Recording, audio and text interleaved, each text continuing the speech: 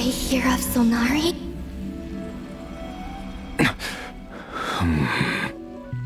You are the moon goddess. But how? Please, there's no need. I'm not interested in fighting anymore. I find that a little difficult to believe. Yeah. Honestly, so do I. The way you used my own power against me was... It was a brilliant strategy. And then, in the final moment before I was thrown into this space, I got to see an old friend. Mr. Dainsleif. Right. It was so long ago now. But we were friends once. And when I first got here, I was filled with hatred, remorse, and rage. How I cursed and devoured. I tore everything here apart. I was consumed by the desire to leave this place and have my vengeance. But to no avail. This is a place with no exit. This is the second time I've entered this space. Though I have no memory of the first.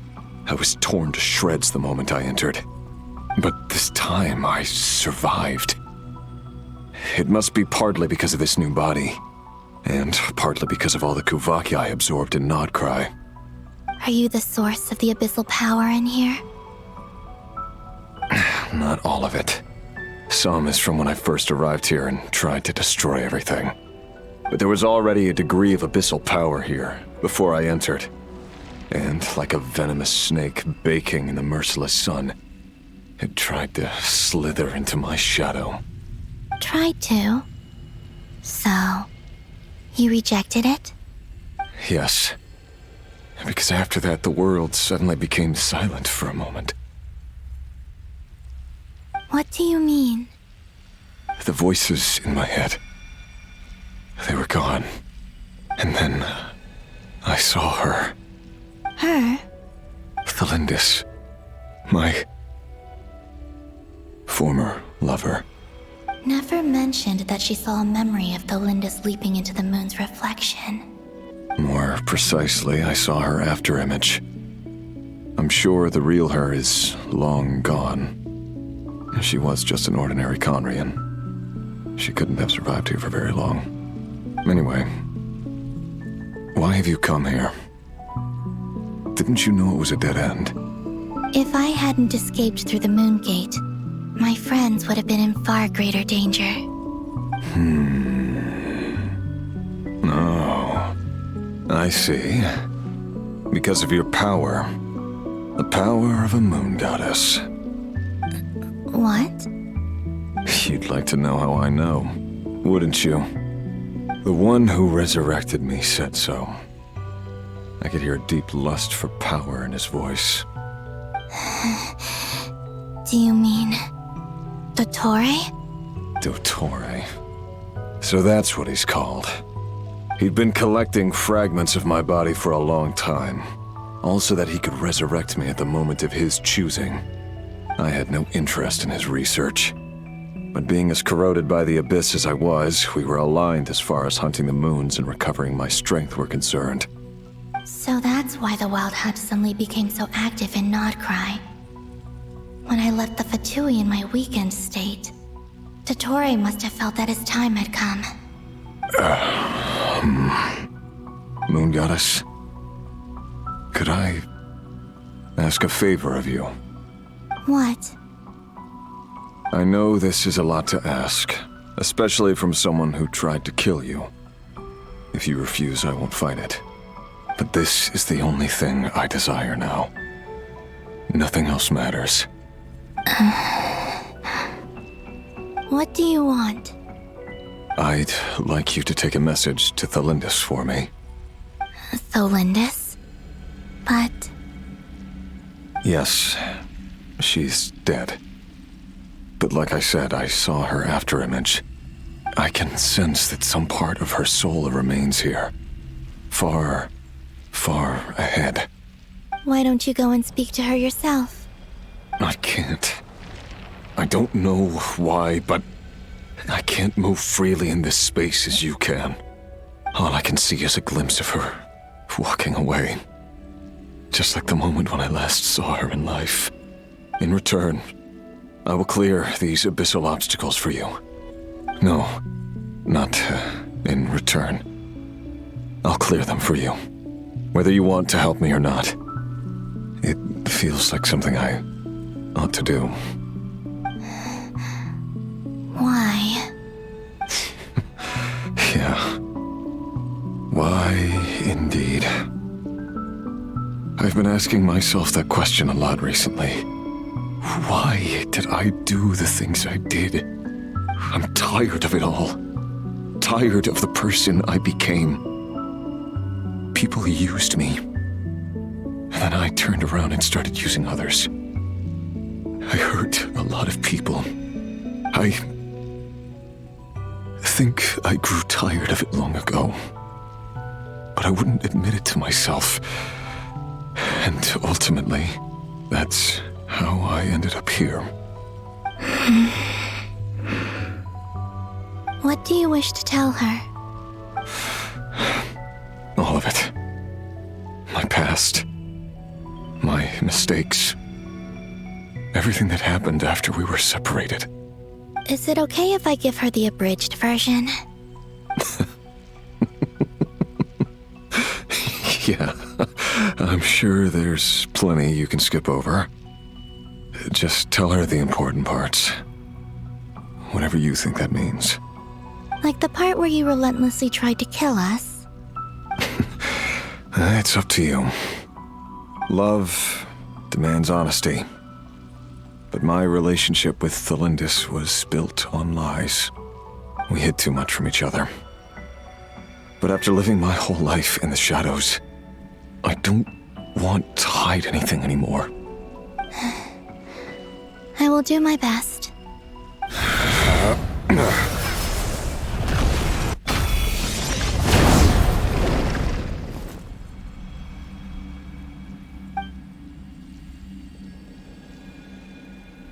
There. The abyss will no longer stand in your way. Even though Mr. Dainsliff felt he had to fight you, I think he still regarded you as a friend. Dane? He said that you betrayed him, but he also felt great remorse at never having understood what you were truly going through. Why tell me this? Because if he'd known that someone could take a message to you, I believe that's what he would have said. Thank you. It means a lot. I know this will sound strange coming from me, but don't die, Moon Goddess. I can tell that you're determined to get out of here.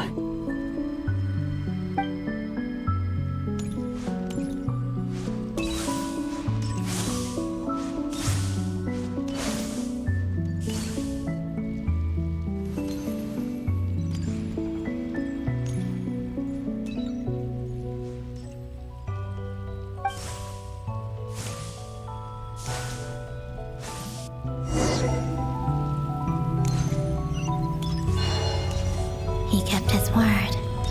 The abyss is no longer obstructing my path.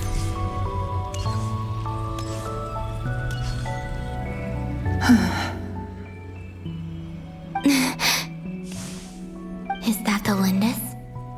She wasn't far off at all. And yet, they can never meet. Hello, Miss Thelindis. Who are you? How do you know my name? I've never seen anyone else here before. You can call me Columbina. I promised Rerir that I'd bring a message to you. Rerir? My Rerir? Is he well? He's doing better than he was. Better than he was, huh? Sounds like he's had a pretty rough time. Others have had a rough time on his account too. In many cases, their time ran out because of him. And I'm not just talking about the children of the Crimson Moon. So, things got worse before they got better. Could you tell me what happened, Miss Columbina? Are you sure you wish to know? Yes. This is my opportunity to learn the truth. No matter how hard it is to hear, I have to know. I admire your courage. However, time is short. I cannot stay here for long.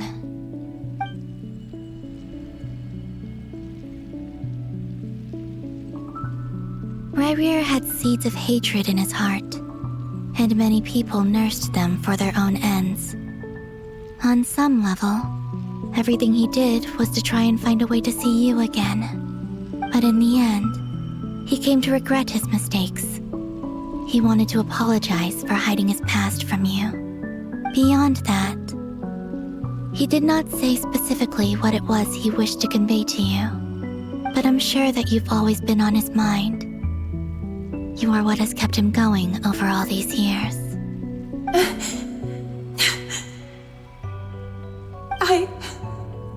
I'm sorry, Miss Columbina.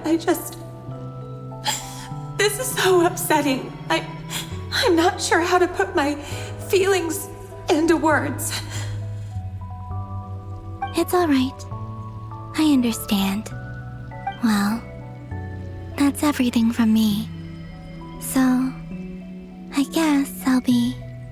Wait. One moment. Time flows backwards here. The road ahead only leads further and further into the past. I know. I intend to reach the end of that road. Without a moon marrow, without the 3 moons' power, you won't make it far. Wait, unless... Are you one of the moon goddesses? You could say that. I see. I often think to myself, if life is like a train ride, why haven't I reached the terminus? Where am I even going? And it's not just me, it's this whole place. Wherever it is, it seems like it's existed forever. It's such a mystery. Where is it going? I must seem so ridiculous. I can't answer these basic questions, and yet I jumped right in here without hesitating, only to be torn apart the moment I entered by powerful energy currents. Only my soul remains now. Thinking back, I was suddenly overcome with fear and terror in that moment. Perhaps I too became bewitched by the abyss. I may have been the leverage it needed to control Ryrir. I used to be a researcher at the Universitas Magistrorum in Conria, researching the iridescent moon's marrow. Eventually, I came to the conclusion that time in here flows in reverse. Ryrir was one of the Finster King's retainers. With me, he was in an impossible position. It plagued him constantly. I wanted to help him escape his lot in life. I wanted him to be happy, so I thought I'd use this place to return to the past. At the time, I thought I could just go back to the day that the Finster King first found the princess. It was only after meeting the princess that the Finster King started going too far with his research into the abyss. That was the day all of our woes began. I thought I could stop the king from ever meeting her and solve everything. I couldn't kill the Finster King himself, so I had to find another way to save Ryrir. That's why I wanted to go back, to kill the person who had brought new possibilities to our realm. I'm sure it was a futile endeavor, but the abyss probably enhances the basest human desires. so I naively hoped I could change everything. But I was simply too weak, like a speck of dust against the whole universe. Look at me. I didn't even survive the journey here. Not physically, at least. I know I'm never getting out of here, but you're different. You can make it, and I want to help you. I owe you that much. How do you plan to help me? Have you noticed the golden energy that exists here? Based on my past research and my observations since coming here, I believe they carry you forward faster. I can share what I've learned and help you understand the pattern in which this energy appears.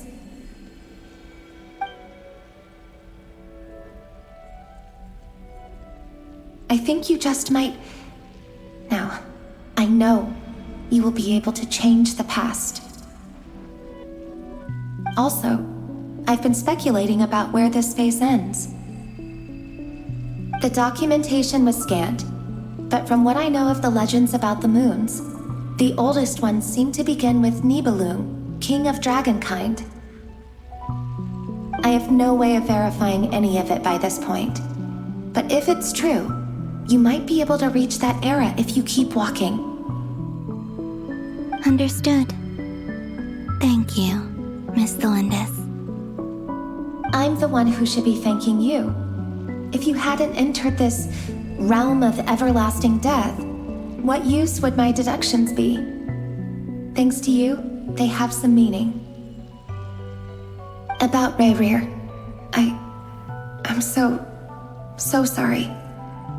For everything. It wasn't your fault. That's not true. Because we both feared bringing trouble upon each other, neither of us ever told the truth. And that dishonesty sealed our fates. But enough about that. I wish you a safe journey, Miss Columbina.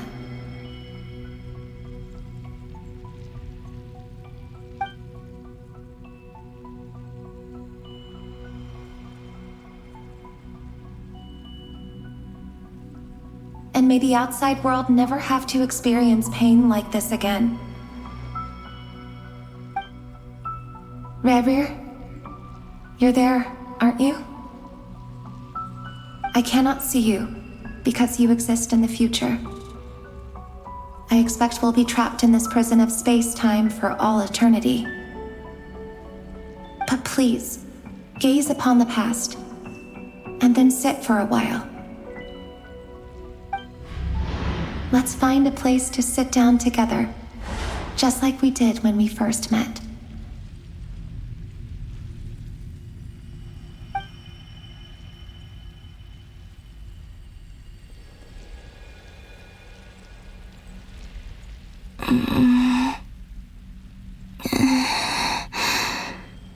How long have I been walking? How much further till I reach the end? Is there even an end to be found? Everything's getting blurry.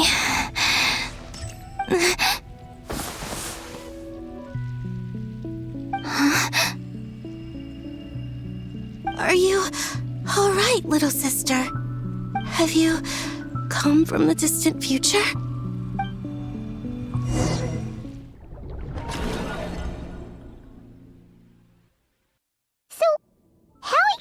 Did the moons just disappear?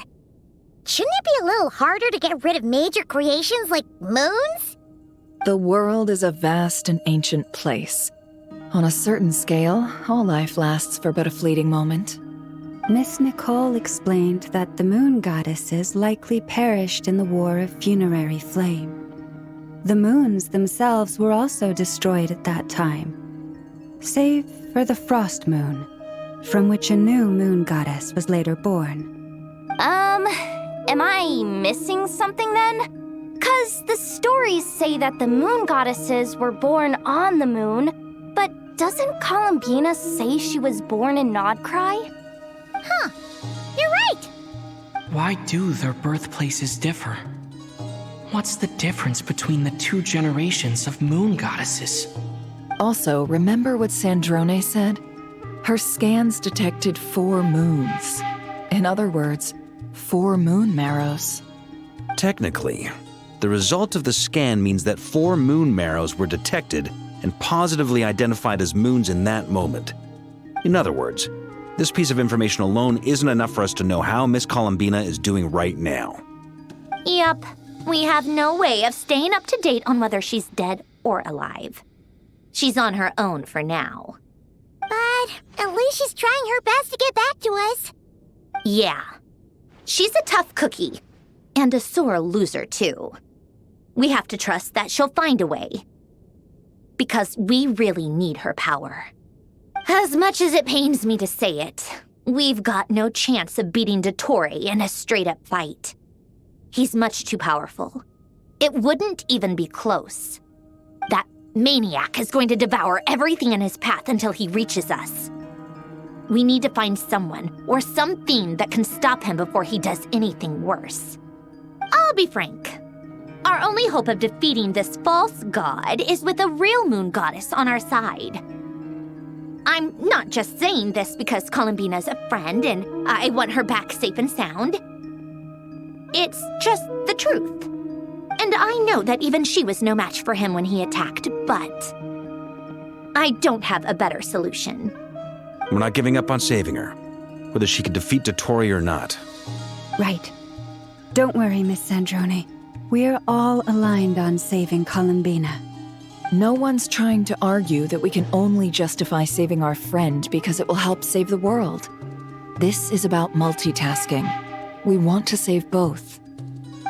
So, she's more than just a moon goddess to you guys?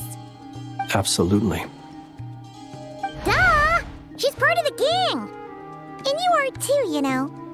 Yes, I know. You don't need to labor the point.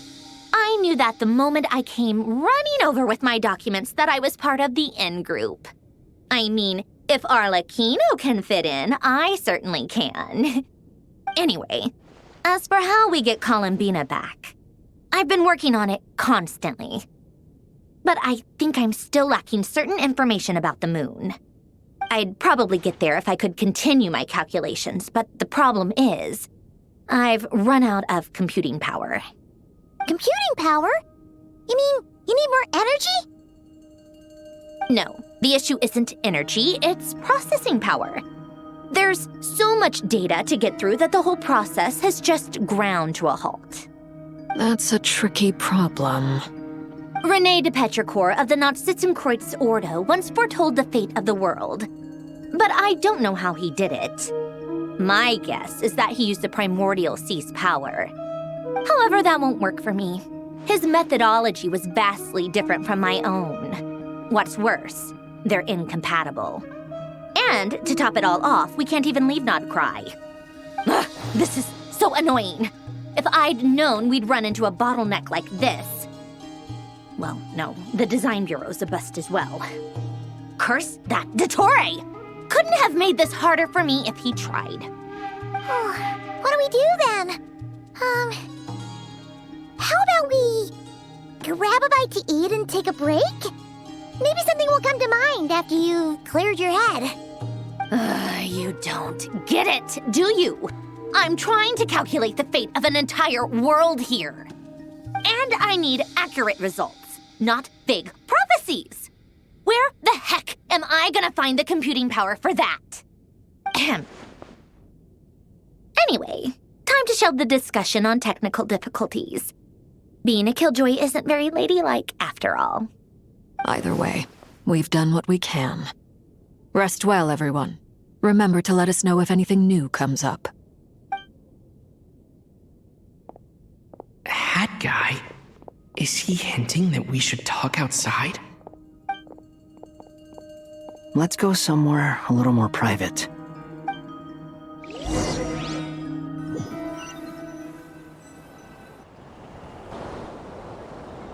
You know that Dory went back to Sumeru, right? Yeah, she mentioned she was planning to head back. Things aren't looking good for Nodcry. She's gone to spread the word so that Sumeru has a chance to prepare for the worst. From what I know of Dottore, there are two possible reasons why he hasn't made a move yet. One is that he's still working through some kinks in his new powers. The other is, he wants to see how we're going to react. He'll easily devour everything eventually, so I guess he's in no rush to make it happen. The first false god he made was me. Now it's his turn. Even though my records were erased from Irminsul, Dottore's ideas haven't changed one bit. He once told me that becoming a god was like turning yourself into a hungry wolf or giant serpent to devour the moon. Clearly, he began studying the moon goddess's powers long before he even tried making a god. He's always wanted to get his greedy hands on divine authority one way or another. And in the end, he devoured the moon where I failed.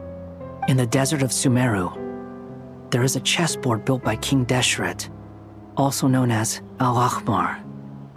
I don't know if it was a real game, or if he was just trying to challenge his servants and citizens in some way. But creating games and setting rules, gods do that as a matter of course. That's the kind of power Dottore craves. Now he has the Trilunar Authority. His power is leagues beyond the common people. I don't think there's any point in other nations rushing to the front line. They're better off focusing on defense and hoping they can fend off any threats that spill out from Nodcry.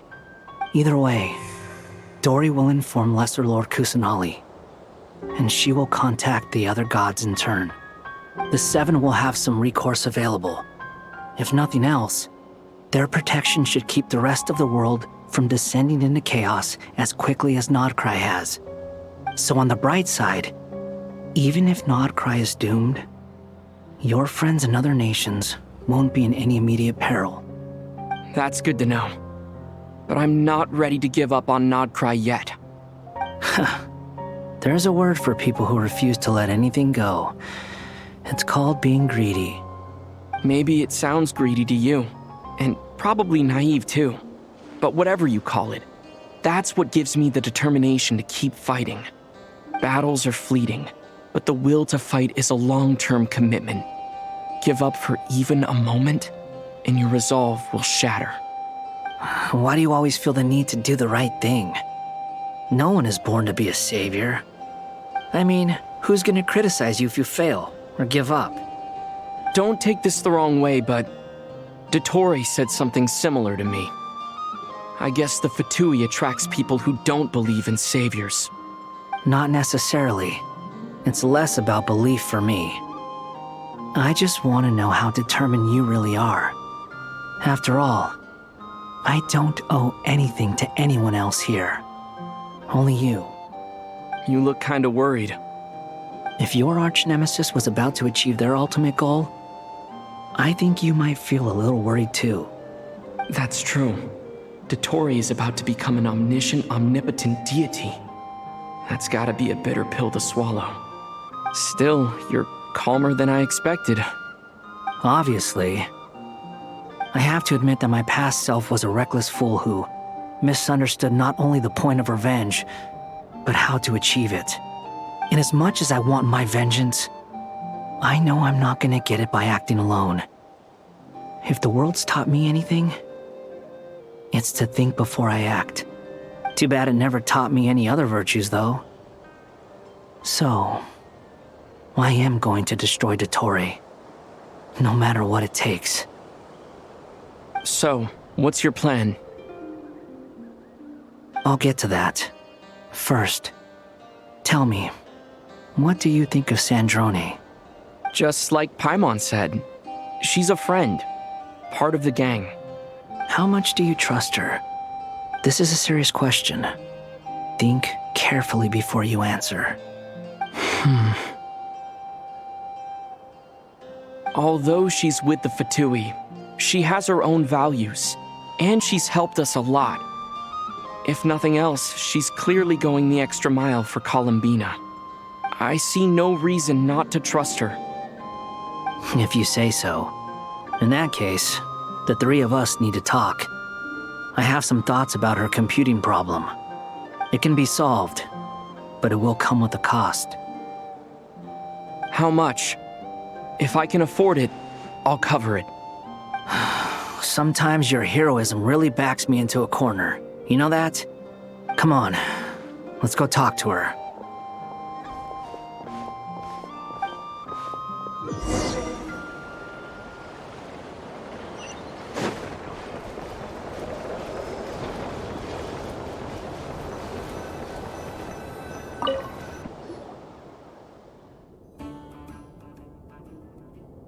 Miss Androne, Traveler. Hey there. Paimon's here too! She was just helping them sort through their things. How did your chat go? That was fast. The call only just ended. Well, you said it was urgent, so we got here as quickly as we could. Albedo, I have some alchemy questions for you. I see. Looks like my knowledge proved useful after all.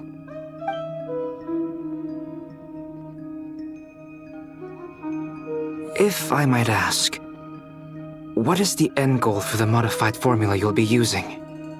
I needed to predict the future of the entire world. But I've run into some teething issues since trying to implement Renee's theory of the four orthants. I see. I'll have a look at it. Still, computing power is the real issue here. How do you plan to solve it? About that, it's been sorted. Oh, with the Traveler's help? Actually, you're not wrong. He found the person with the solution. Was it Hat Guy? Yeah, it was him. Wow! Go Hat Guy! Seems like all that time studying at the academia is paying off big time. But where is he? Wasn't he the one who asked Albedo and I to come here?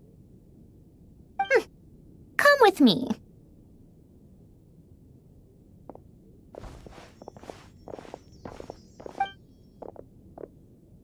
Hat Guy? What's happened to him? Hat Guy! Can you hear us? No response. I guess he's in hibernation. Hat Guy mentioned that he was a puppet. It seems that his functions are currently shut down. I presume this has something to do with the solution to your computing problem. That's right. He and the Traveler came to see me. Wait, what? You have a solution? Would you calm down? Why do you always react so hysterically to everything? Excuse me? How would you know? You shouldn't be so quick to judge complete strangers. It's very bad manners. Oh, please. It doesn't take that long to figure out that you have a temper. Where does a mere student get that kind of confidence? I've actually published more papers than you. Not that status counts for much. Even Paimon's applied for academia admission. Huh? Are you serious? See? This is why I can't be bothered to explain myself. She recognizes no one's skills but her own. Okay, fine. I'll hear you out. So, tell me, how do you propose to solve my computing power problem? This world itself is constantly processing all kinds of information. If it's the world's future you're trying to calculate, you need a processing device that's designed to cope with that volume. Easier said than done. Only Irminsul can handle that kind of... Wait, is that what you're suggesting? But surely we can't just plug my formula directly into the ley lines. You should be able to tell that I'm not human, right? Yeah, I noticed. The technology, though, seems pretty ancient. Very different from Fontaine's. It's a completely different system. Conrian to be precise. I'm what they would have called a puppet. Puppets need an energy source and processing power. The artisans who built them sought out the materials most suited for that purpose. You? Do you mean... The Traveler and I have talked it over. He's willing to vouch for you. So, I'll allow you to borrow my core for your calculations. It was built using wood from a silver white tree, which makes it a small part of Irminsul. Conrian technology and Irminsul wood. Who in the world could have built you? Are you sure about this?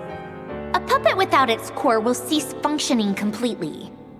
And if it's left in that state for too long, it might not recover. You could die if you do this. You do realize that, don't you? I can put 2 and 2 together, yes. No need to rub it in. I won't lie to you. This has never been done before. I cannot guarantee your safety. Doesn't matter. I'm prepared for the worst. Did you two actually talk this through? Is he... Are we really considering this? Yes, we discussed it. The bottom line is, he trusts me, and I trust you. Let's give it a shot, shall we? Honestly, I have no clue where this kid even came from. But for whatever reason, he lent me his core to use in my formula. I'm very close to finishing my calculations now, and the core is currently in use. So I'm sorry, but I can only show you a sketch right now. This is what the core looks like. A silver white branch. It certainly matches the legends told about Irminsul.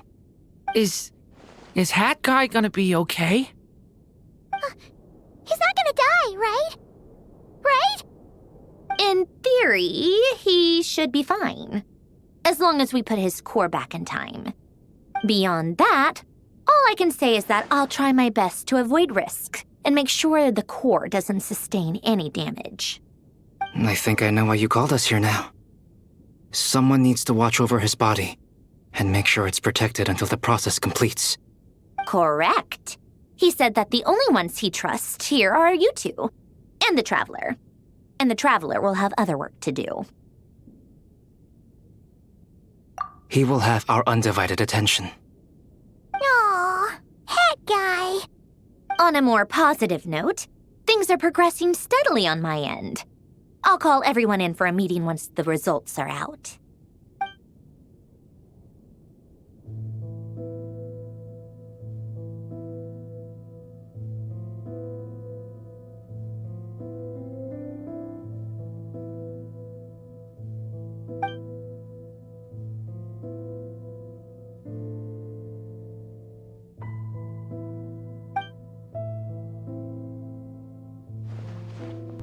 The worst case scenario with the core removal is either a system reset or a total loss of function. But I'm not afraid. A quiet death should have been my fate long ago. A core is completely different from a heart. It's like another vital organ entirely. I never believed it could be a true replacement for what I sought. But in the end, it turns out the core was more useful to me. Pretty funny when you think about it. It's like the punchline of my entire life. Do you think there's any difference between a puppet and a human? If not, then this would just be another samsara. I have already experienced both a past life and a next life. Part of me wonders whether I'm only capable of making this decision because I've become a real human. What's with that expression? Isn't this a good thing? Sandrone will succeed, won't she? She has to. She will. We all have to persevere until this is over. That's right. And I'll protect you all until a moment of victory arrives.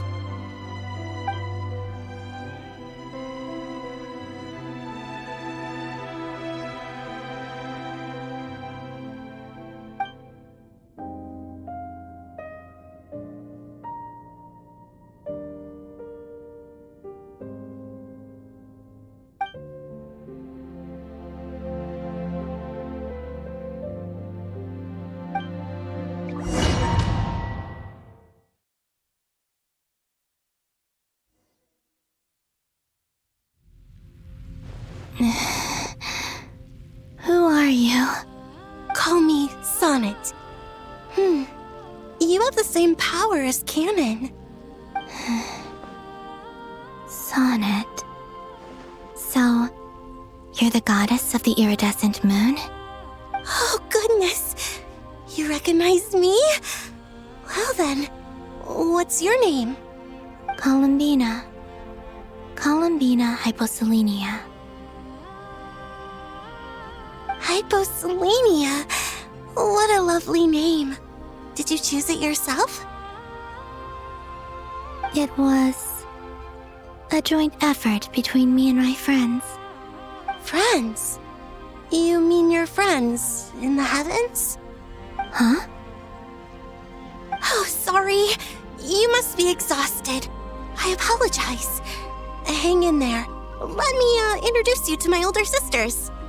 Do you mean the other two moon goddesses? Arya and Canon?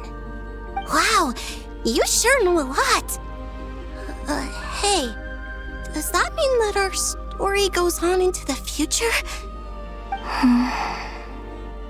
Oh, I guess that wasn't the best question to ask.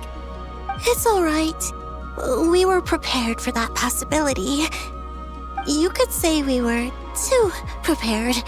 I can't even remember how long my sisters and I have been here by this point. When did you get here? How long has it been? I can't say for sure, but it feels like it's been forever. I see. Are you feeling alright? You look a little unwell. I can hold out a while longer.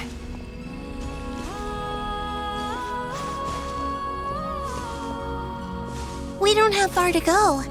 The place where my sisters and I are based is just up ahead. Don't worry, they're both really nice. I'll introduce you.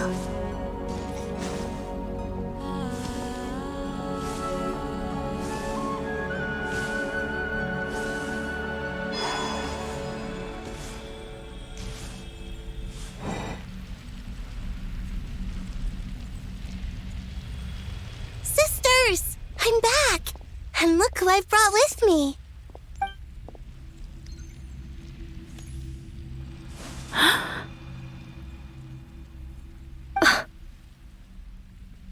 It's our lovely little sister, born in the far future. The pleasure is all mine.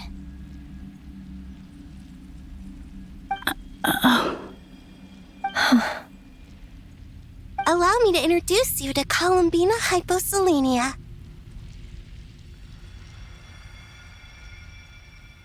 This is Arya, the goddess of the eternal moon. And this is Canon, goddess of the frost moon.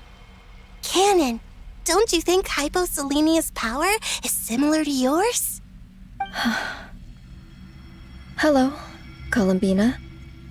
I apologize for our startled reaction just now. And please, forgive our little sister if she's been annoying you. She tends to talk a lot. It's fine. You seem shy. Don't worry, Columbina Hyposelenia. No one can hurt you here. Could you tell me where here is? Please. I must know.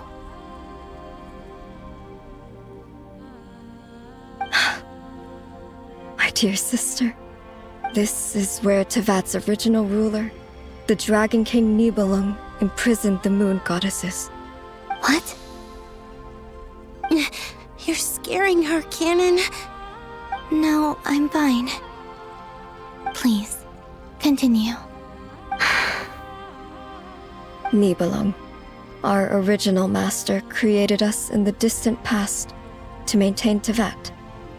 But he left this world and traveled into the dark universe beyond, to explore worlds vaster still. Day and night, we fulfilled our duty in the heavens, until the day that the first descender arrived. The great ruler of the firmament. The heavenly principles. Is that what later generations call them? I see. But we did not reject them at first, nor did they seem to harbor ill intent towards this world. We coexisted in peace. They were like a guest in our home. Slowly, however, we came to realize that our guest had a growing desire to change and dominate the world. And you didn't stop it? No. There was an order to the rules they set up that Nibelung never taught us. We wanted to know if this order would bode good or ill for Tevat.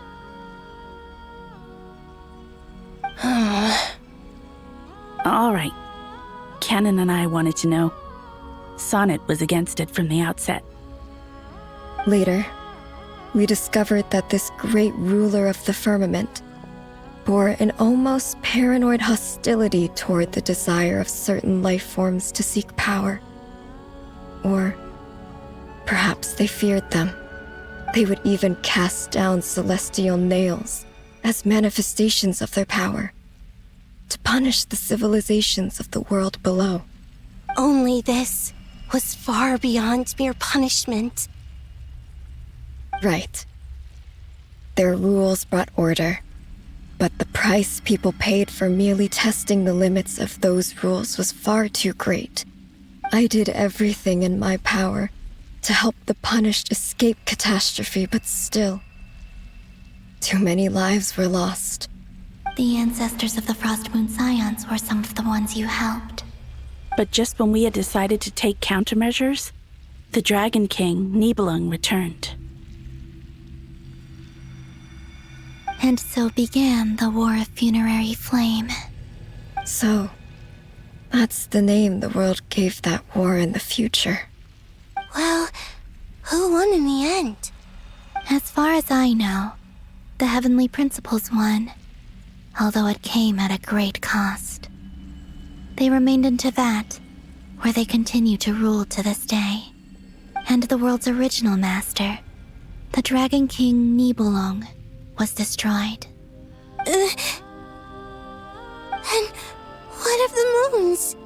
Are there still 3 moons in Tevat's skies? You can tell us the truth, Columbina. We know we are but remnants of a bygone age. We are prepared for the answer. Only the Frost Moon remains. But it has been cast beyond the false firmament by the Heavenly Principles. The eternal and iridescent moons were both shattered during the war. So death finally came for us in the end. Sonnet. But you're still here, aren't you? A moon goddess cannot live without her moon, Columbina. She's right. That's why I began to disappear. Because the Frost Moon is cut off by the false sky. How much worse it would have been if it were outright destroyed. Our souls may endure within this lunar palace, but if our moons are destroyed, then we shall disappear the moment we depart from it. I'm sorry. There's no need to apologize to us, dear sister. If anything, we owe the world an apology. If only we'd decided to act sooner, rather than arguing amongst ourselves. All the more reason not to spend this time in regret and repentance. Instead, we should focus our efforts on how we might help our future sister. Sorry? Don't you see, Columbina, your story is not yet over. Is that not why you are here?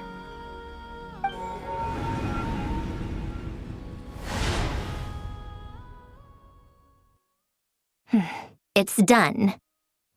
Initiate numerological array. Continue running primary process. Calculate the world's fate through extrapolation, and identify nodes of potential change. Secondary process, scan for moons. Still 4. The number of moon marrows hasn't changed. Wait, let me think. Is it possible that there's something I've been misunderstanding about the moons all along? Variables. Variables in the world. I know where potential variables within the world come from. So what about the moons? Are there any variables there? Like their life or death, for instance. What if being alive or dead makes no difference to a moon? But that's so strange. Even immortal gods can die. Why would the moons alone be? Wait! I've got it! If alive or dead is considered a variable, we might have had this wrong the whole time.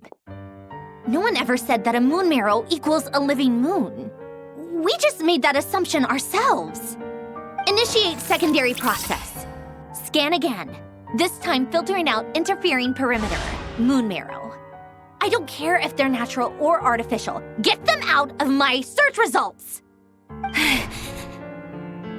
Why? It says 3 moons still exist in Teyvat, even after excluding the moon marrows. But we know for a fact that 2 of them are dead. Redo the scan.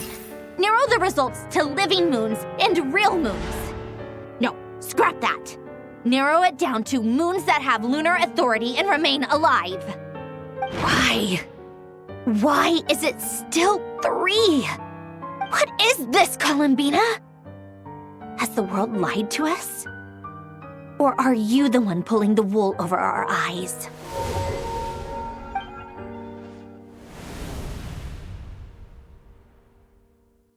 So, you think that the moon's reflection might be where Nibelung imprisoned the 3 moon sisters?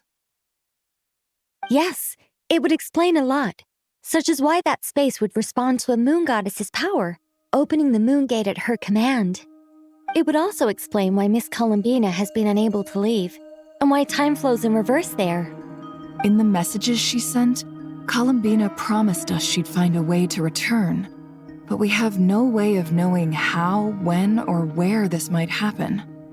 The fact that she still has yet to reappear in this world indicates that returning from that place is no easy feat. We cannot afford to simply wait for her. So you're saying, if she could return by her own power alone, she would have done so long ago? Yes, she certainly wouldn't leave it to this late stage when it's so touch and go. I've been giving this some thought, and I've come to believe that Luanatar might be an anchor that she left behind, as a sort of future waypoint.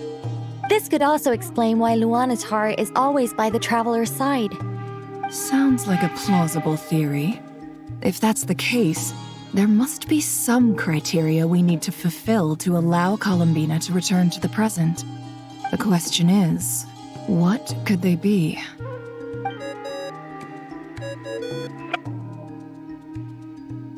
Hello? Listen up! This is extremely important!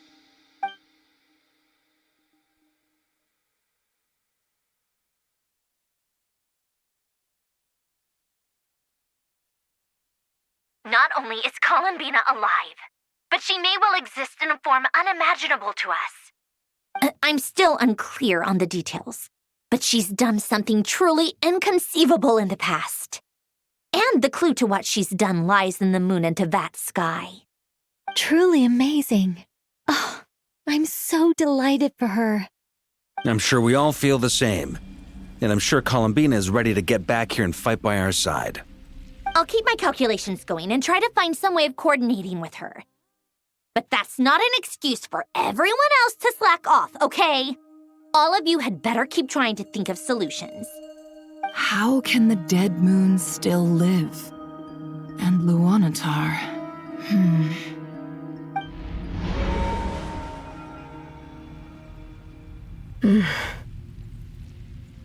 It's Hard to believe that's what will happen in the distant future. Our authority is linked to the most fundamental rules of Teyvat. I suppose it's no wonder that many would covet that power. I didn't realize that when you said friends, you meant people who live down in Teyvat. That's so lovely. I always wanted to go down there and have some fun. Have you ever tried leaving this prison?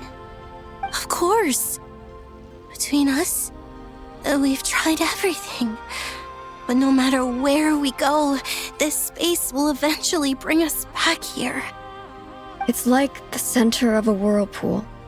Everything ultimately converges here, at the moment when Nibelung imprisoned us. In that case, have you tried using any of those pathways that connect this space to the real world? Sorry? What are those? They're passages through which you can make small-scale changes to reality by using Kuvaki. Or am I the only one who can use those passages? Because part of my soul remains in reality. Kuvaki. What is that? You don't know? It's a unique kind of elemental energy found only in Nodcry, the land from which the moons arose. Oh.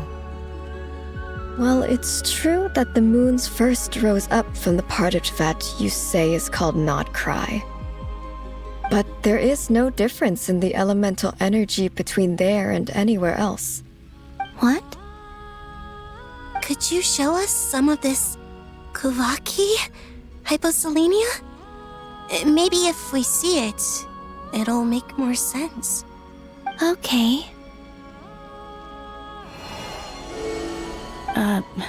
Isn't that just your power? What? But it's everywhere in Nodcry. In the air, in the land. Even the creatures who live there have adapted to its influence. How curious. This Kuvaki certainly did not exist anywhere in the world before we were imprisoned. Let alone influence living creatures. So, how exactly does it affect them anyway? Can they float in the air like us? This is so strange. Why would their reality differ so much from mine? Columbina, you're looking for more than just a way out of here, aren't you? Yes. If I am to help my friends, I will need tri-lunar authority on par with that of our foe. You mean... you'll need our power? This sounds extremely risky. The three moons' powers are not mutually compatible. Concentrating them into one goddess will be a very painful process. And if anything goes wrong, it could tear you to pieces. I know. But I'm willing to take that risk. Even so, let's say we successfully transfer our authority to you. How will you take it outside this prison? Nibelung constructed this realm specifically to prevent us from using our powers to interfere in his war. No moon goddess can leave this place alive. What if I don't leave alive?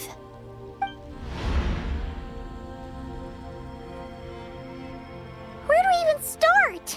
How are we supposed to figure out what we're meant to do to help Columbina?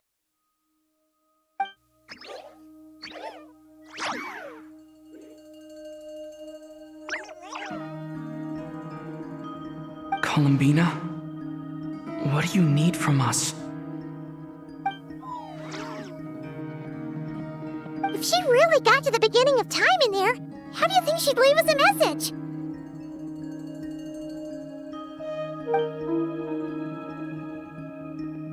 You don't think she'd write it down on a stone tablet somewhere in the hopes that we'd find it, do you? Seems unlikely. Columbina may not talk a lot, but she thinks deeply about issues like this. Let's review what we know. This is the Columbina who fought alongside us against the Reikir of Solnari, and with whom we celebrated Moon Prayer Night. She knows our personalities, our ways of doing things, even our unique strengths and abilities. So, if she wanted to tell us something from a long, long time ago, what would she do? Oh.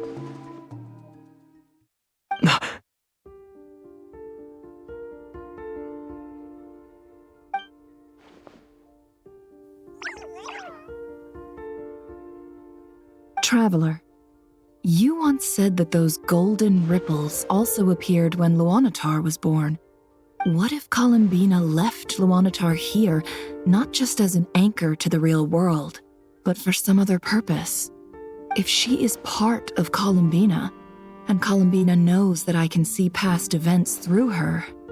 Oh yeah! Like when you peeked into Rarer's past through his heart! Never, wait. If you're right about this, and you can really see past events through Luanatar, your eyes, they'll... Oh, I know. Looking at Rerir's past in Conria was already enough of a strain on my eyes. Looking this far back into the past, it'll surely blind me. But it's our only chance. This is the only way. Boss. We spoke about this once, a long time ago. Do you remember what I said, Yehoda? The day I lose my sight, the Curatorium of Secrets will be yours to run. But... What's wrong? I'd be overjoyed if I were you. This day's come a lot earlier than either of us expected. I need to know you'll honor our agreement, Yehoda. Promise me. Yes, Boss Neff. I promise. Are you sure you don't want some time to think this through? What is there to think through? I should have gone blind after our battle with Rerir. Frankly, it's almost criminal that I got away with it for this long. Then at least let me take some precautions on your behalf. And if you really do lose your sight, I'll visit your office every day and make sure you're well looked after. Oh, please, anything but that. I was actually ready to go through with this. Are you trying to scare me into backing out? As if I could ever scare you. I'll assume you're just joking to calm your nerves. All right, enough chit-chat. Let's do this.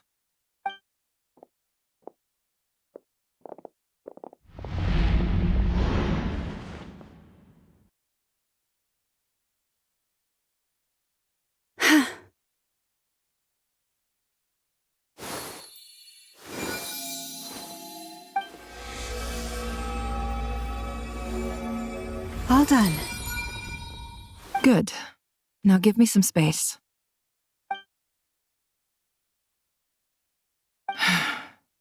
Come on then, little one. Show me what happened in the past.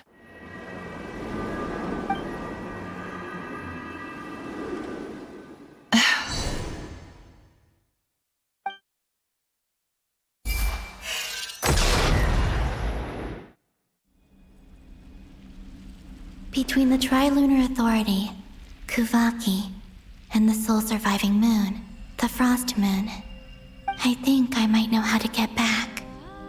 But I will need my sister's help. Time to go talk it over with them.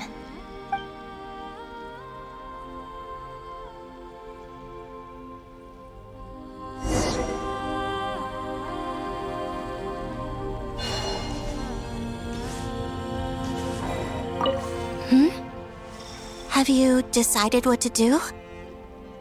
I hope it's not too dangerous. You really scared me when you said that thing about not leaving here alive. Come on, let's go find the other two.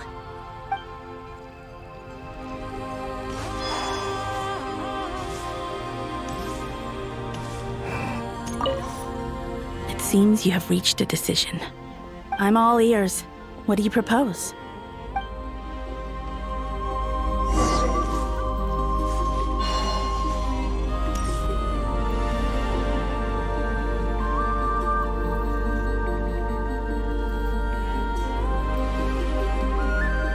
Have you figured it out, Columbina?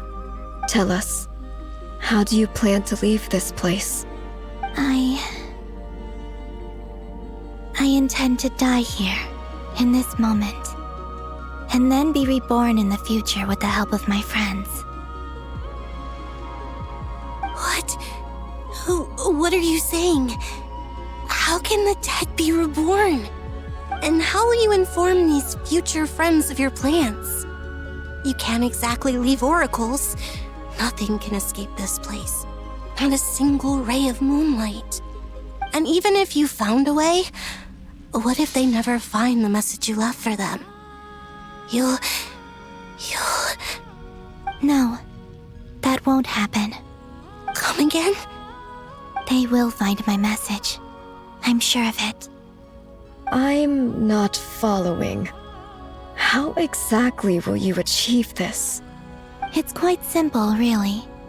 First, I will leave my soul here.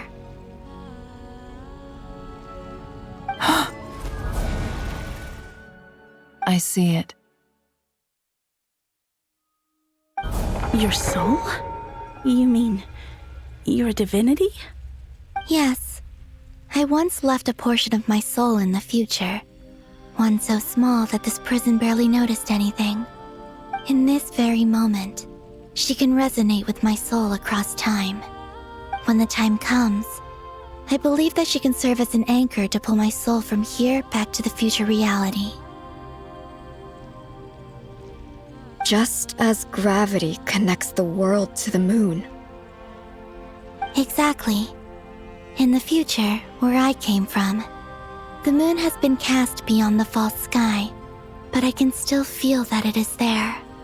In a similar way, I can feel a connection to the soul fragment I left behind even now.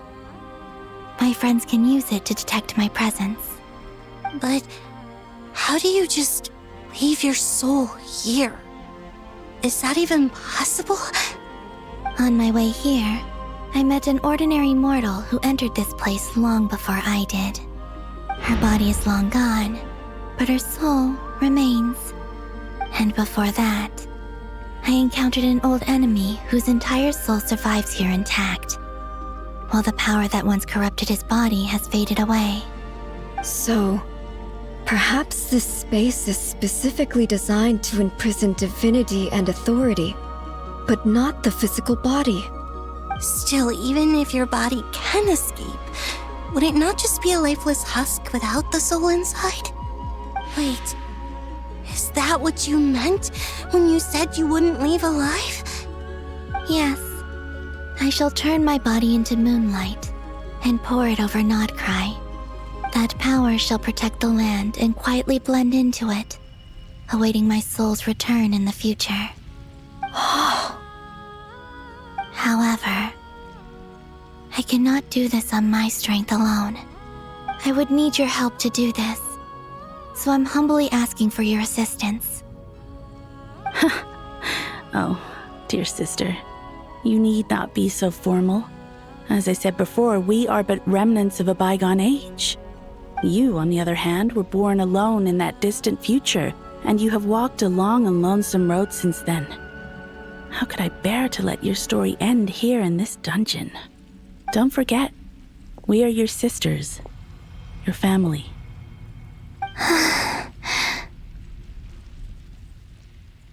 Arya's right. Actually, I've always wanted a little sister. Can you imagine how it's been for me? Getting nagged by two older sisters all the time. Now, I finally get to be the big sis. And not just that, but I get to help you return to your world, too. How could I say no to that? Sonnet. Canon?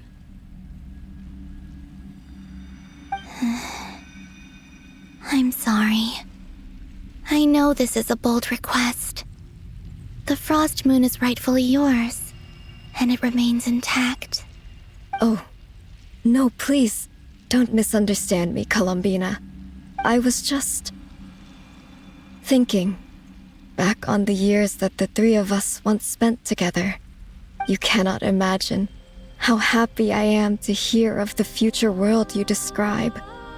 The Frost Moon Scions, your lovely, kindly friends. For the three of us, whose purpose in life was to maintain the peace in Teyvat, it is a great relief to know that the people of this world live in such an abundant future. If your plan can save them and save Nodcry, I will gladly give you all that I can. Besides, the three of us have been together since the day we were born. I could never abandon them to live on alone without them.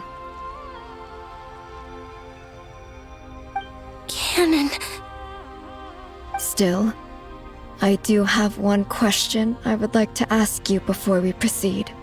Certainly. What is it? Why do you cover your eyes?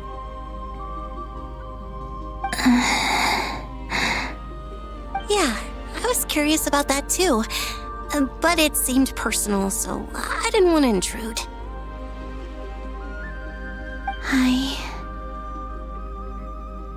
There was a time when I refused to look upon the world. I believed it was full of nothing but lies and falsehoods. I wished to hide my feelings, seal my heart, until I could return to my true home. I see. Perhaps that decision saved you from ever having to see the false sky again. But at the same time, you likely missed out on many true and precious things, like the smiles on your friends' faces. Promise me this, Columbina. When you return to the future, open your eyes, take a look at the world around you, and see your friends. I'm sure that you know this already, given that you long to return, but that is your true home. Give me your hand, Columbina. Arya, Sonnet, you too. Okay. All right.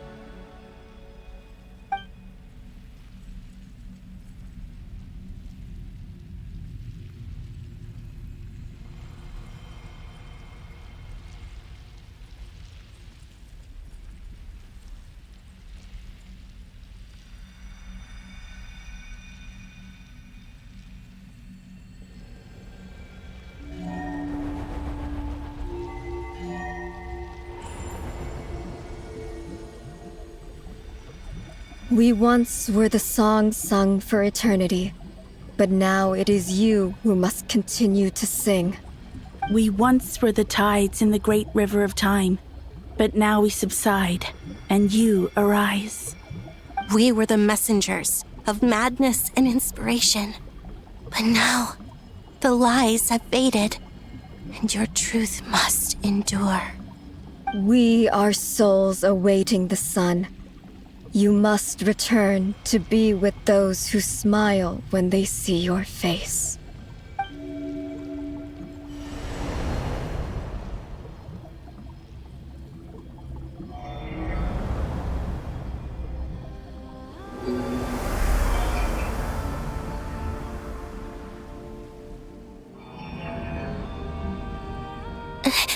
Is it done? Yes. We have transferred the authority over all 3 moons to Columbina Hyposelenia. From this moment on, she is the Tri-Lune Goddess, the one and only moon goddess of this world.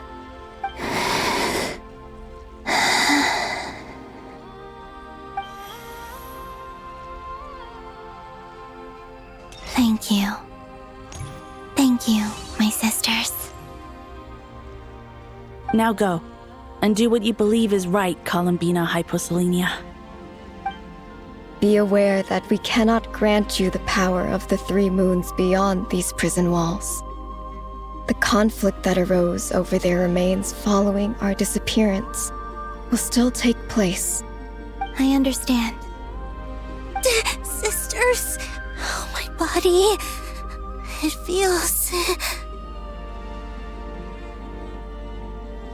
Now that we have given up our power and authority, our bodies are merely mortal shells. This prison is dissolving them as we speak.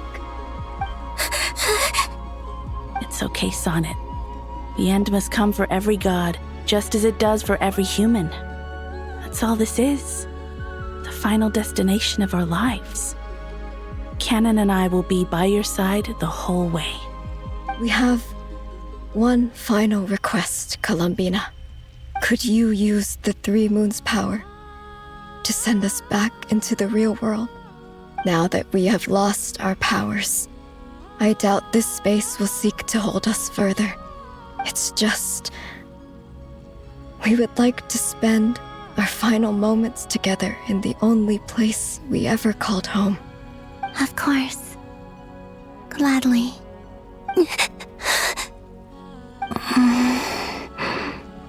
Sonnet? Yes? Don't... I wish I could tell her not to give in to the abyss.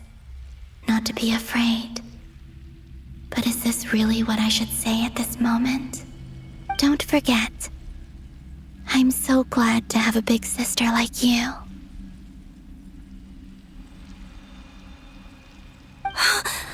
No, Hypo. Thank you. I'm okay. I'm not afraid. As long as my sisters are with me, I won't be afraid.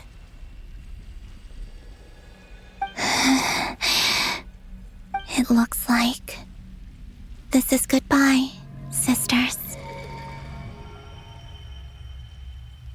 Goodbye, Columbina. Take care of this world in our stead. I will.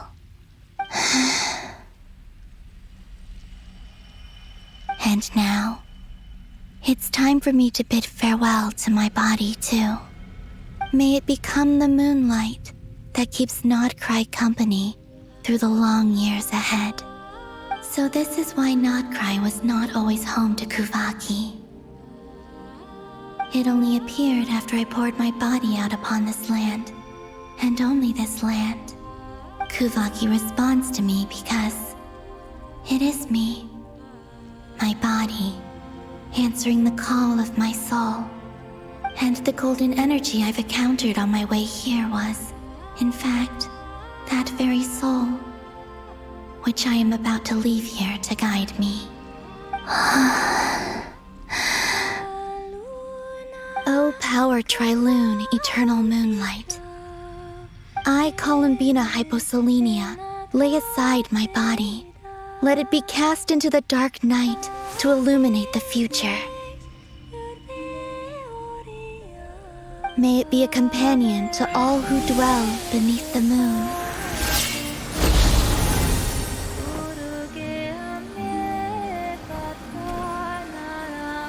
Until the time comes for me to return home.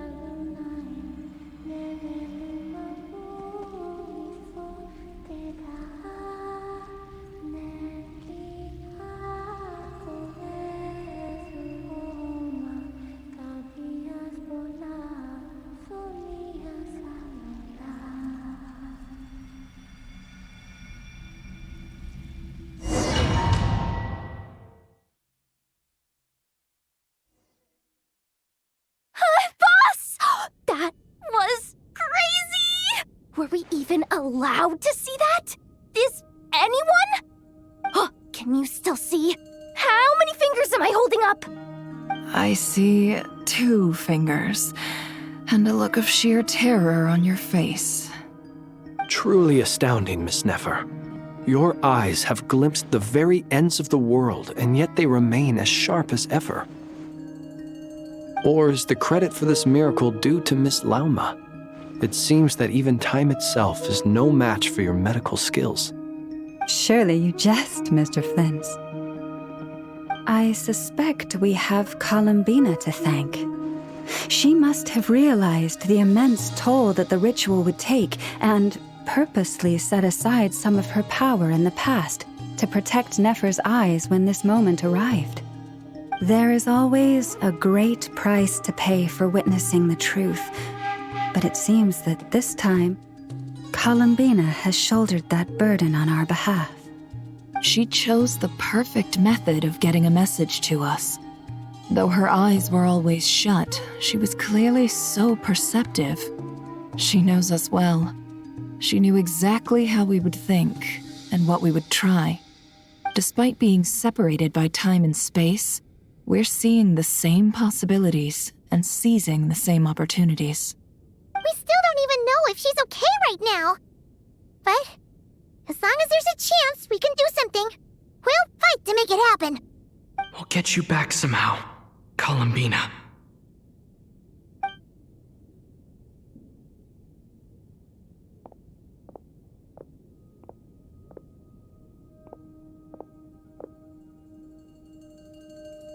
Well, based on the information we now have, let's figure out our next moves. Thanks to these gentlemen, we have a much clearer picture of the situation with Dottore. The civilian population has been moved to safety, so we no longer need to hold back. Miss Androne, how are the calculations going? So far, so good. I'll keep seeing how far I can push the system, though. Can't have Hatman being powered down for nothing. There's still a long road ahead. Where should we begin?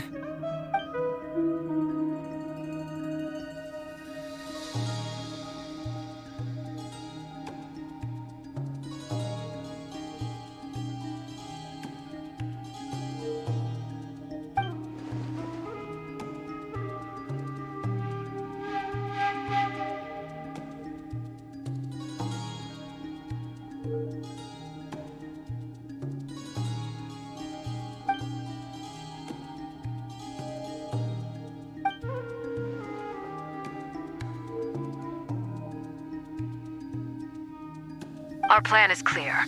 Time is short, so let's get moving. There's just never enough time, is there? Time is the bane of my existence. Ugh. Anyway, I'm gonna get back to work. All right, we'll do our part too. Yeah.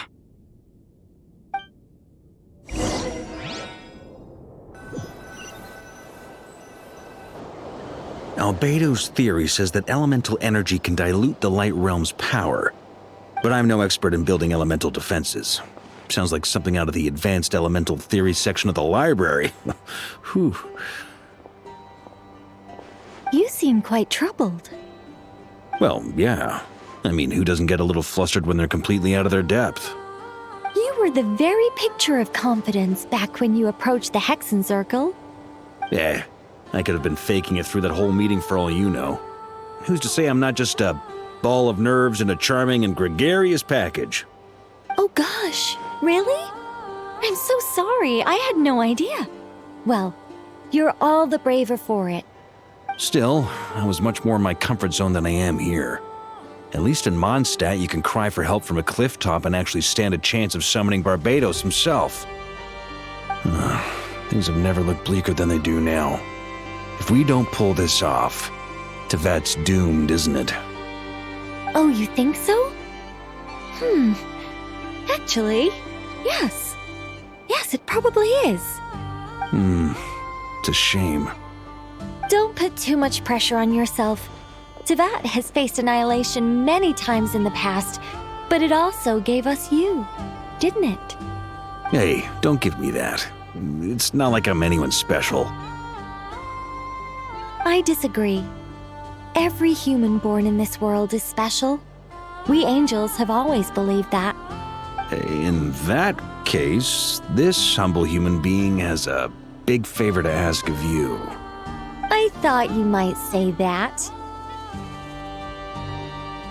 I'm sure Alice, in her great wisdom, sent you here precisely to help us in this difficult time, yes? Well, that has less to do with her wisdom and more to do with my power. Of course, of course. Well, the thing is, these elemental defenses we're about to build, I don't think it's a question of if they'll fail, but when. Durin's findings from his patrols make it clear that Dottore is constantly expanding his territory. First it was his lab, then the design bureau, and now this. It's not realistic to completely stop him encroaching on the rest of Nodcry. Rather, our goal should be to stall him for as long as possible. If Miss Sandroni's calculations are correct, well, they're the closest thing to certainty we have in this situation, so let's assume they are. Anyway, her calculations suggest that our best hope for victory lies in Miss Columbina's return. It's up to us to slow Dottore's advance and buy time for her to make a return. Are you asking me to help you with building the defenses? No. I'd like you to prepare for what comes next. When he eventually reaches us, we will have to fight him. You were an angel once and a mage now. I'm asking you to lend us your protection. Oh. Can I take it that you're triggering the terms you fought for during our three-way talks? Well, technically those terms were about protecting Mondstadt. But if you're happy to agree to the change in location, then yes, let's do that. You're cashing in on this much sooner than I'd imagined. Well, yeah. The way things are going, I might not get another chance. Very well. The mages have heard the knight's plea, and we will respond. To tell the truth, Alice and I had already discussed how we might help you all, so I didn't come empty-handed. I always like to be prepared.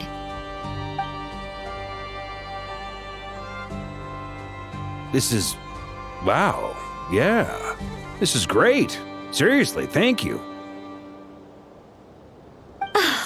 It's been many long years since I had a chance to dazzle humanity with a little divine intervention. To humbly serve as a reliable and responsible guide. Anyway, Knight of Boreas, please accept this gift in recognition of your great virtue. Go now. May the angel's blessing deliver you safely to your destination.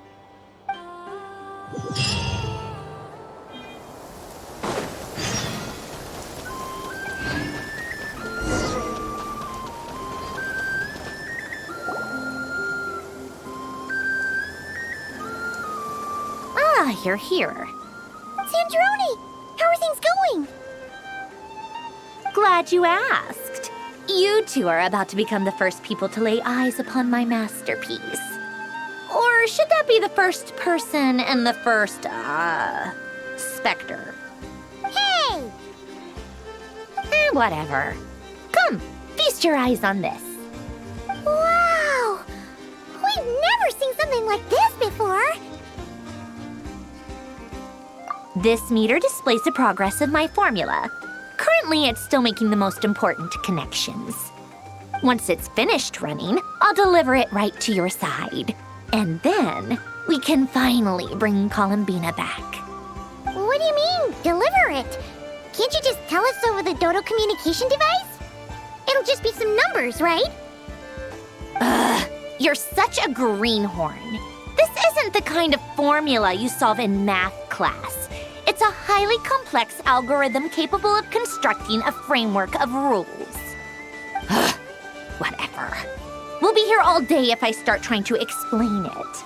All you need to know is the formula must be completed before we can bring Columbina back. I'll share the data with you. Nicole's agreed to let me use her information channel, so we just need to use the Dodo communication device like so, and... there. Now you can check in on my progress. Wow! Look at that! You're amazing, Sandroni! About time you recognized my genius. Took you long enough. Anyway, that's all for me. You should check on the others if you have time. Make sure we don't have any weak links in the chain. That might sound harsh to you, but close supervision is a common practice in the Fatui. Not looking to catch anyone out. I just care about everything going smoothly. That's all. I'm kinda stuck here while the formula is running, so I need you to be my second pair of eyes in the meantime.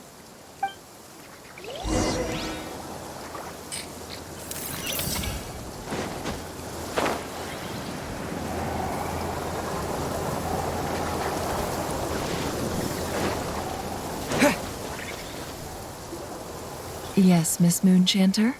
What are you staring at? You always address me in the strangest ways. Lady Moonchanter 1 minute, Miss Moonchanter the next. Yes, and?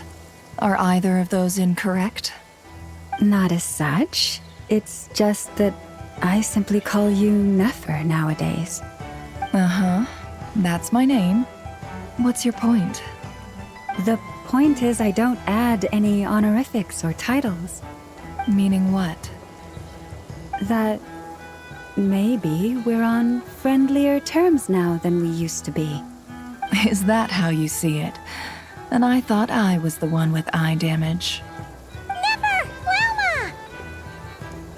Paimon, traveler. Just swinging by to check in on you. How are things going? Did you manage to get some rest? Don't worry about me. I won't slow us down. And I give my all to ensure our victory. Ah, yes. Allow me to give you two a quick checkup. All done. You're both in good shape. You're welcome. You'll have your work cut out for you in this battle against Dottore, so make sure to get some rest in first. Paimon will keep an eye on him. Don't you worry. I'm glad to hear it. Take good care of yourself, too, Paimon. Sure thing.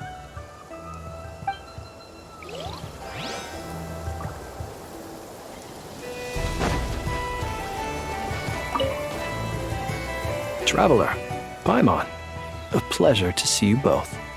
Friends! How's everything coming along? Fairly well, if I do say so myself. Personally, I am ready to confront Dottore head-on. Ooh, you sound much more serious than usual. To be honest, I am not usually fond of exercising my full strength. For one thing, it's hardly conducive to maintaining a low profile. Besides, I believe one should have the right to choose when to show their hand. I am conserving my strength until the moment of battle is upon us. Anything to boost our chances of victory. Seeing you get into the zone like this really puts Paimon at ease. Huh, Traveler? I consider it an honor to have your trust. Rest well. I look forward to seeing you both in your element during the battle.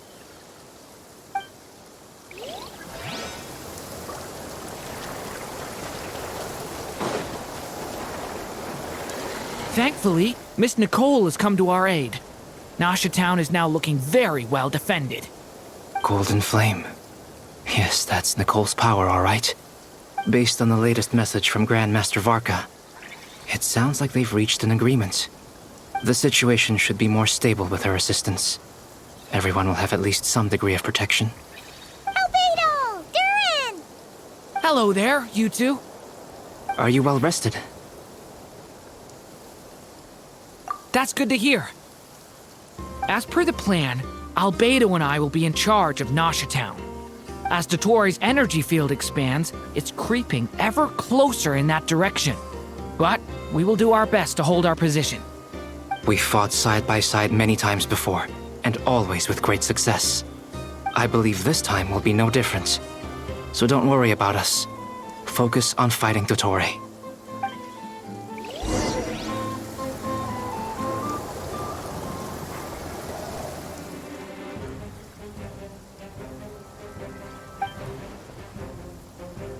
Here they come. That's quite a horde. As we expected. Get ready, everyone! Take your positions, and prepare to engage. Let's begin. I'm at the ready.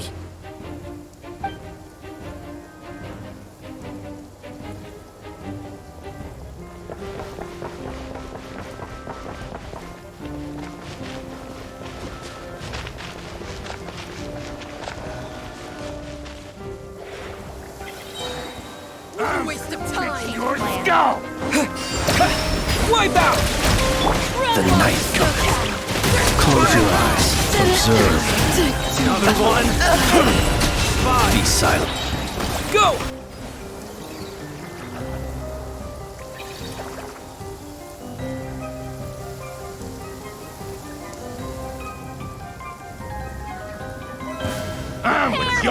Your skull! By the frost moon of old.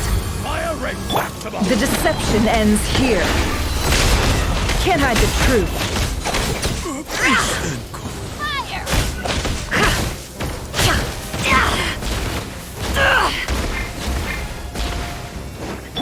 Forest, protect us.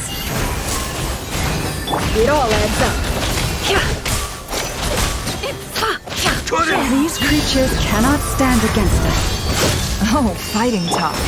Just don't let your guard down. That goes without saying. I'm hardly the risk taker in this group.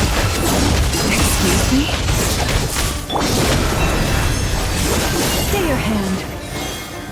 For the everlasting forest.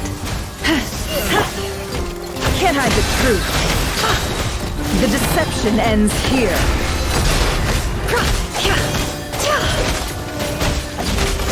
No more lies. Can't hide the... With one heart, we pray.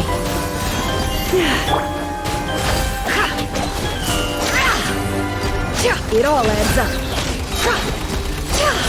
The mystery unravels.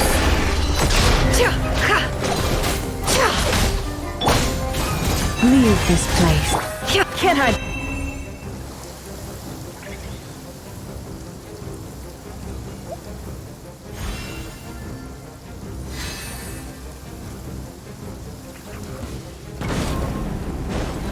Moment of birth. Birth. A turning point in fate! Thunder! That was easier than I thought. Natural. What do you mean? Is it...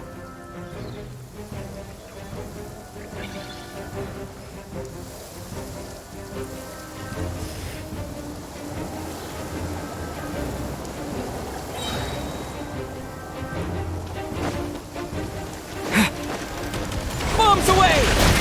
For the everlasting forest. The deception ends here.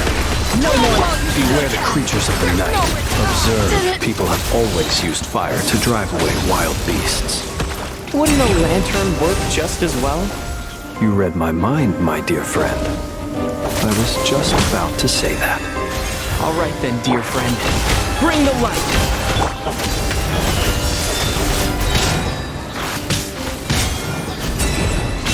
Close your eyes. Can't hide the truth. With one heart, we pray. Leave this. The mystery unravels.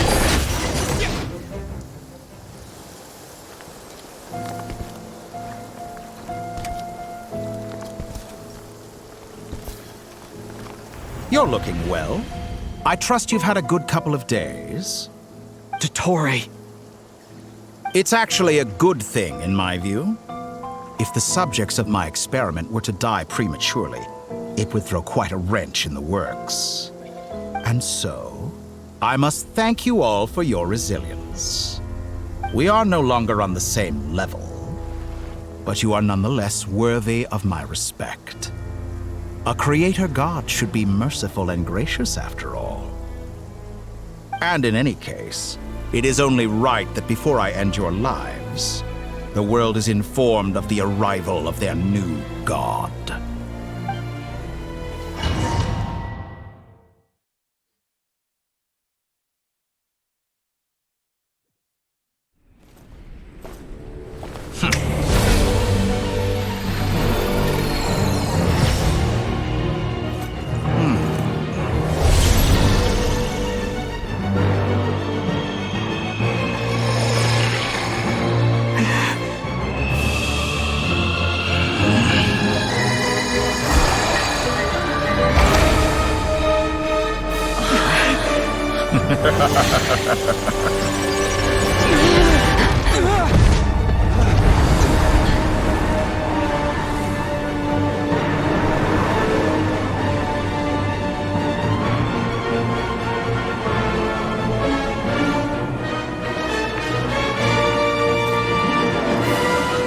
experiment begins.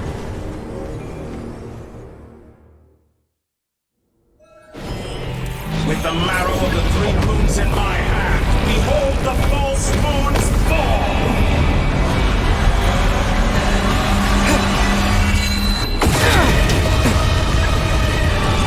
Did you honestly think that would hit me? Go! It all adds up. Can't hide the truth.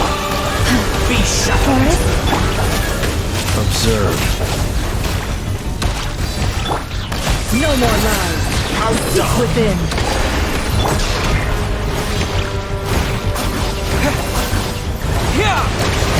By the frost moon of old. The night come with me! Close your eyes. Some results about it. Go! Can't hide the truth.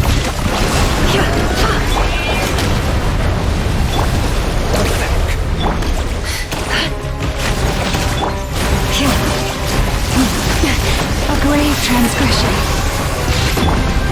Go! No more lies. The first, like an ant in my palm. Oh, I've been moved inside another space, and it's sealed off. Looking at the structure of it, it seems like the Toray intends to trap us here. There's no exit. Our endurance is about to be put to the test. Entro bends to me.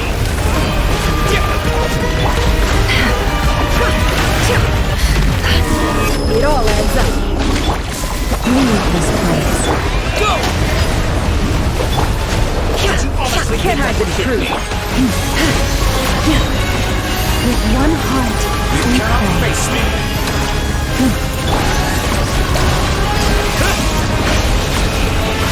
It all adds up.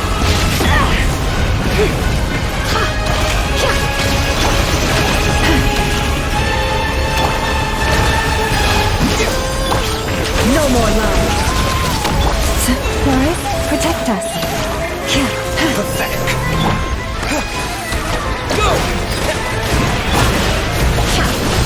With the marrow of the three moons in my hand, behold the false moon's fall!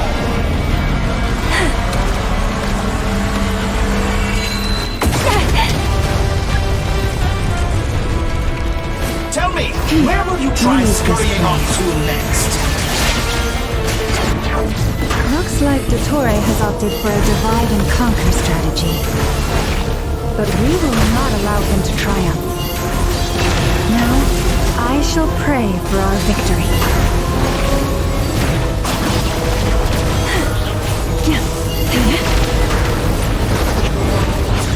Entro bends to me. It all adds up. No more lies.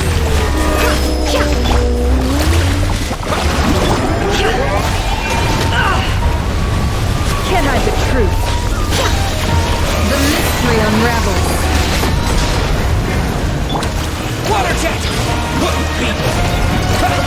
It all adds up. Moon's remnant!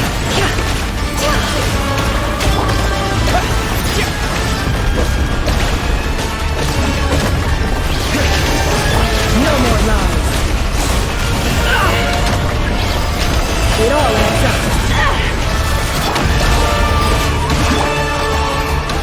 Did you honestly think that would be good? Can't hide the truth.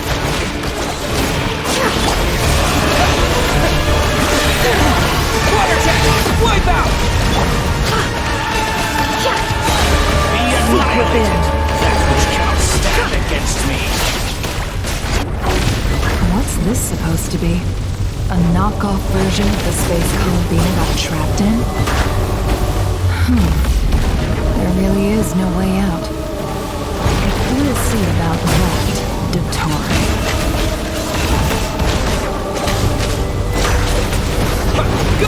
How dull! My apologies. I had not intended to take your teammates from you. But you have a choice. Obey, and I can release them. An excellent deal, if you ask me. Won't you consider it?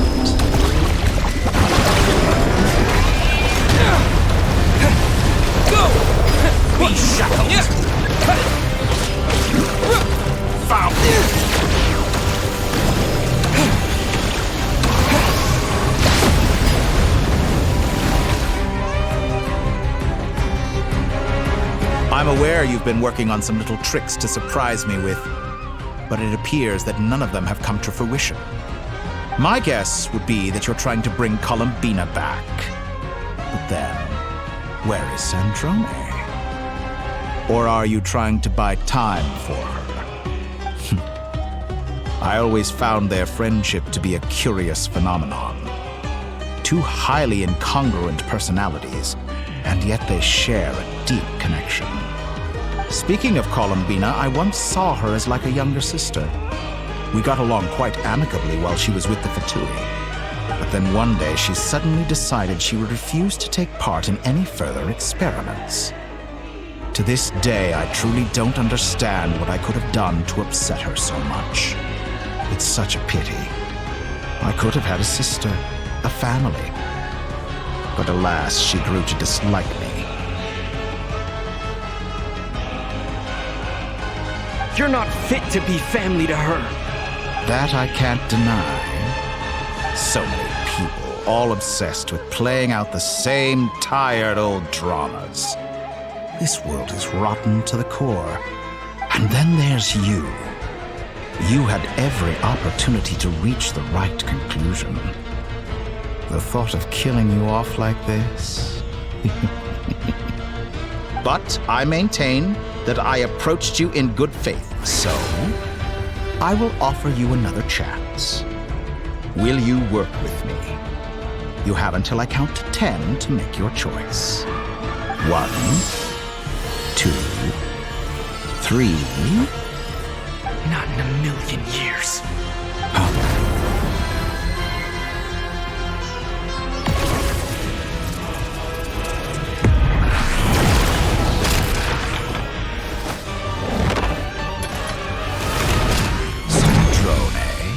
What a pleasant surprise. I didn't think you'd join us all the way up here. You're as sick and twisted as ever. Don't fool yourself into thinking anyone's grateful for the chances you're offering them. Sandrone? But the formula hasn't finished running yet. Funnily enough, I was just discussing a collaboration opportunity with the Traveler, and then I see you, who I must say is a good example of an opportunity gone to waste. Gone to waste? I said that everyone would get one chance, and you've used yours to march right back into the lion's den. So yes, it's an utterly wasted opportunity. And what makes you think I believe a word that comes out of your mouth? I was planning on disposing of your little formula after wrapping up more urgent business here. Since you've taken the trouble of serving it to me on a silver platter, I can simply bring it forward in the schedule.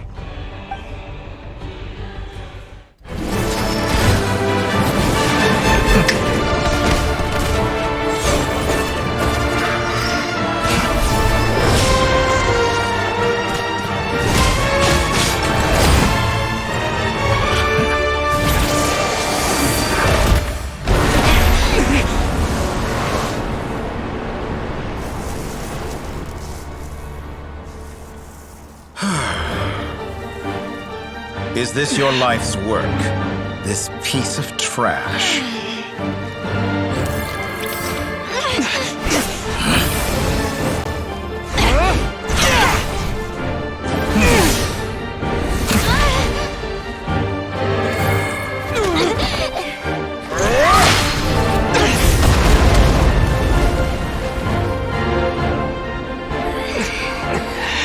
Your formula runs too slowly, Sandrone.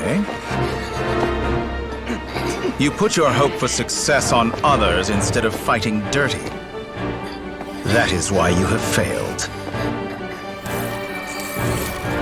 Now, whom should I slay first? Any volunteers?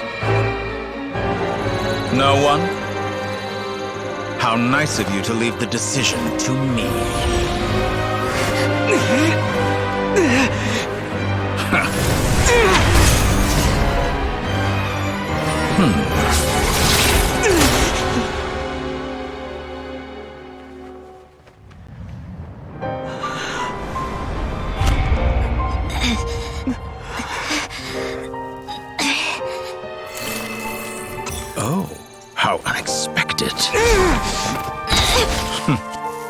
Sandrone, any last words for me, comrade?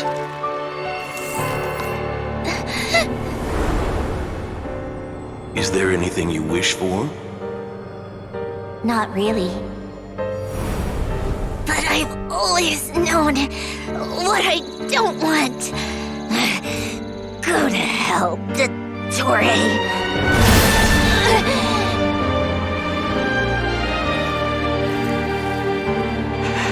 No!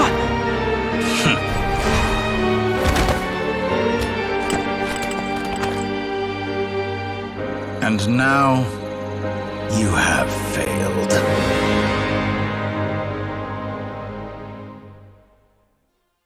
Sandrone! Now you see how fragile mechanical contraptions are. Just a gentle tap, and they fall to pieces. However keen of an inventor Sandrone may have been, her death spells the end of the formula that was running inside her body. Of course, I have to commend her for making it this far. As her colleague, I have to admire her stubborn tenacity. Now, it is time for you to take your place by my side. My count was interrupted, but the second chance I extended to you still stands. Once again, you are welcome to join me. By now, I'm sure you have gained a greater appreciation for the power and authority I wield. What is stopping you from embracing a new world of endless possibilities? Not in the mood to talk? As you wish. You seem less talkative than usual today. I'll change the topic to something more apropos. Sandrone was always like this, never trusting anyone. Always so reluctant to share her research with them. Objectively speaking, she had her strengths. It is remarkable how she extracted and even optimized the world formula from so much data. But her inability to trust was her undoing. Had she allowed someone else to monitor or run the formula for her, you might still have a chance at victory even now. But regrettably, she was a stubborn fool. As much as it pains me, she had to go. Dottore, maybe this is news to you, but people can change. Columbina surprised you when she escaped. And I think Sandrone would surprise you too. Change? You can twist the truth however you want, but I see it clear as day. You're the one who can't trust other people. Is that how you see me? By this point, what can you hope to do about it?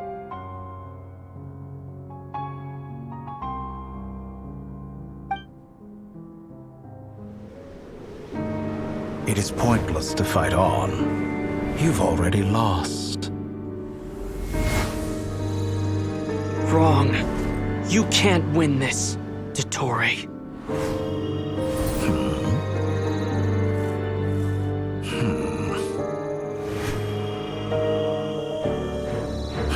What?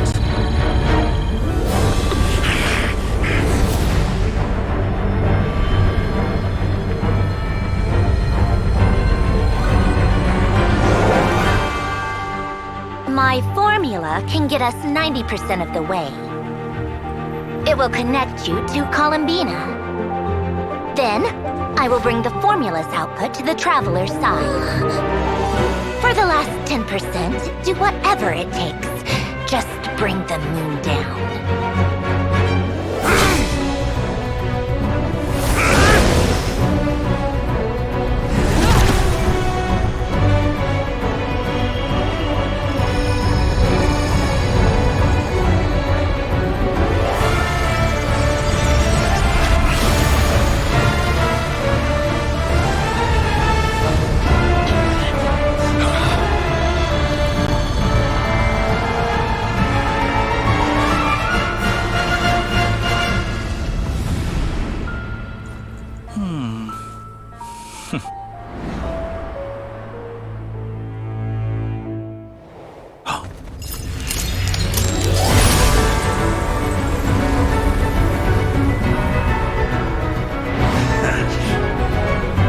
The moon will never be yours!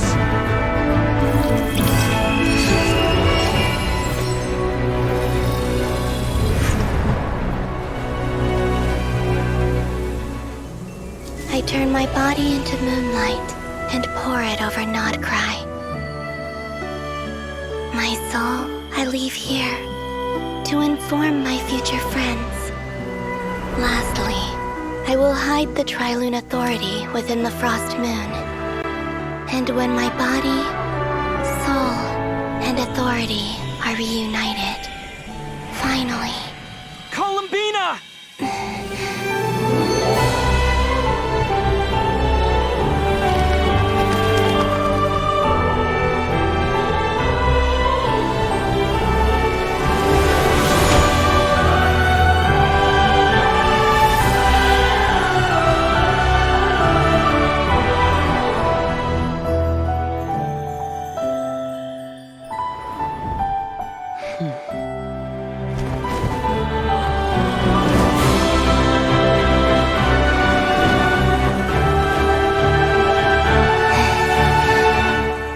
It's been too long. I'm back.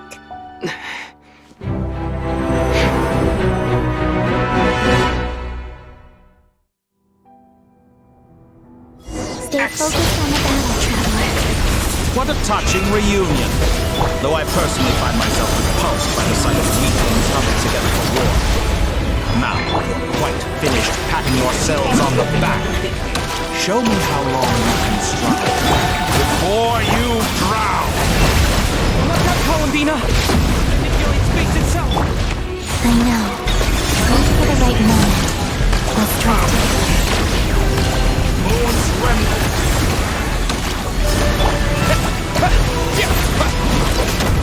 Go! Have such a...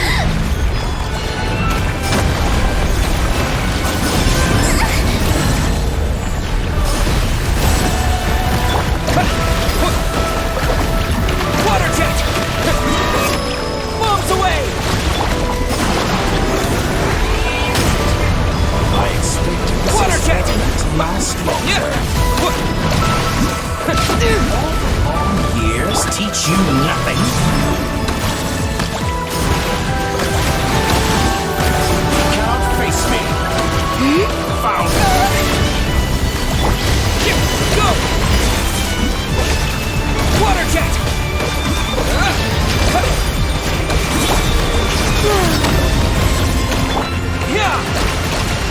Enough!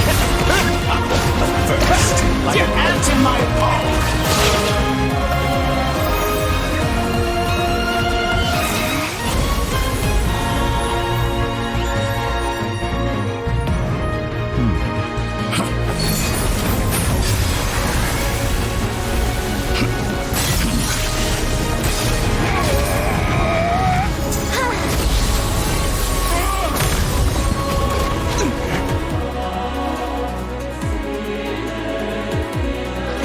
You the new moon's blessing. The new moon shines upon you. I am growing weary of your stubborn... It's over, Dottore!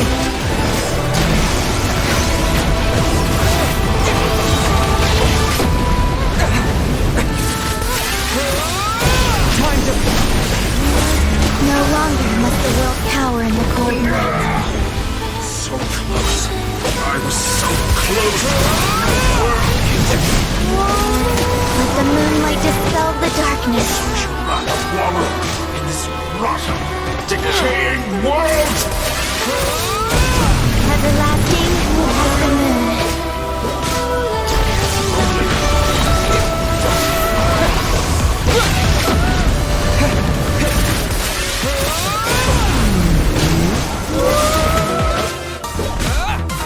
Only I could have shaped the new world. Only I.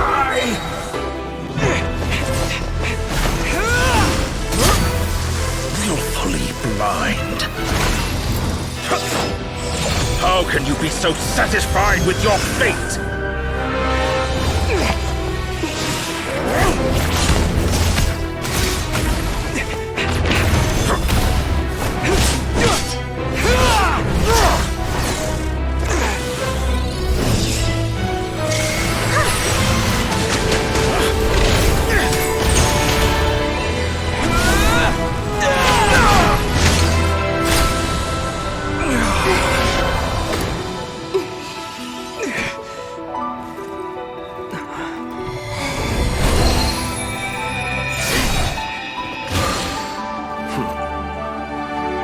This battle was never about fate.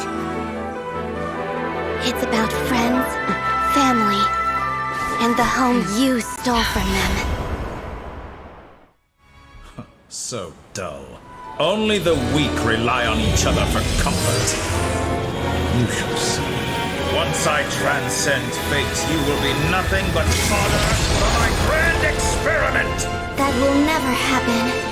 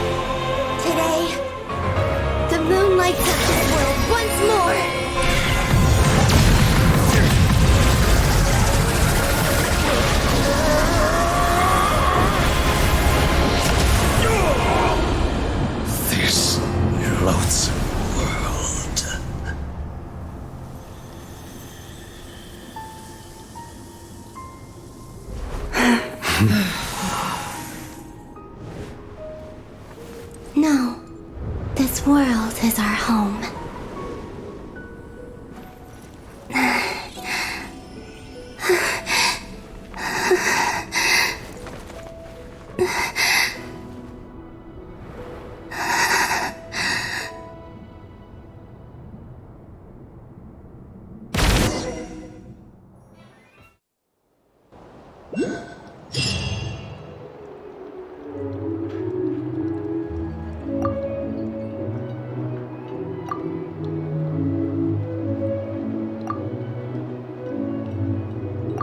No, you're doing it wrong.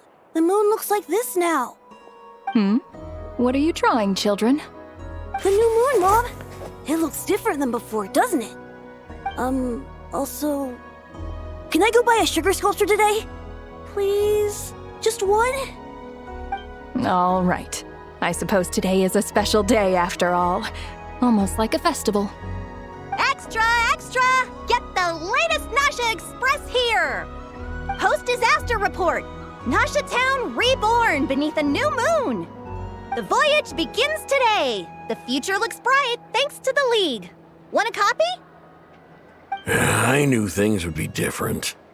But I didn't think that would include the moon. They say a new moon goddess has been born. A new moon goddess? Who's saying that? The Frost Moon Scions? I guess so. I'm not too clued up on the details. As far as I'm concerned, the moon's still in the sky and it's business as usual. Hey, since we've come all this way, shall we grab ourselves a free meal while we're here? Are you a convert now? Or are you just here for the free lunch? Oh, come on. What does it matter? After everything we've all just been through? That smells good. All right, that's it. I'm hungry. Time to eat. Come on! We gotta get there early, or there won't be any good spots left! Shh, keep it down. This is a residential area. What if people are still sleeping?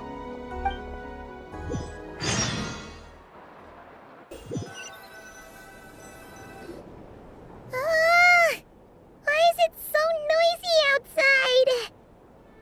It's okay. Paimon was pretty much awake anyway.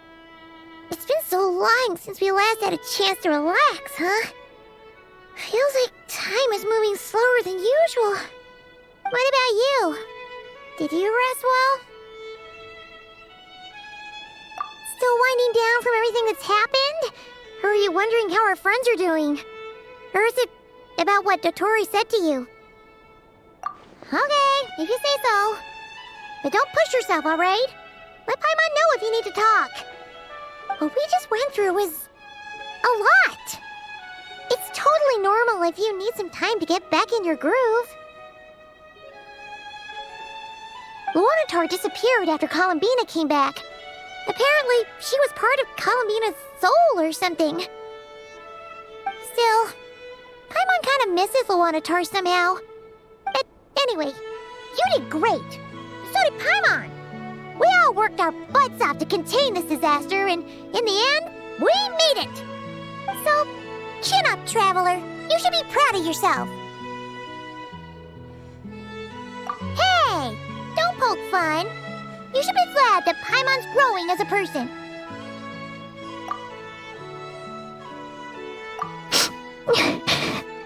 Paimon didn't think you'd mention it. You have no idea how anxious Paimon was. She was worried sick about you.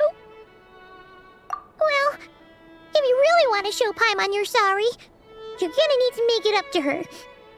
You better be ready to splash out on a lavish meal.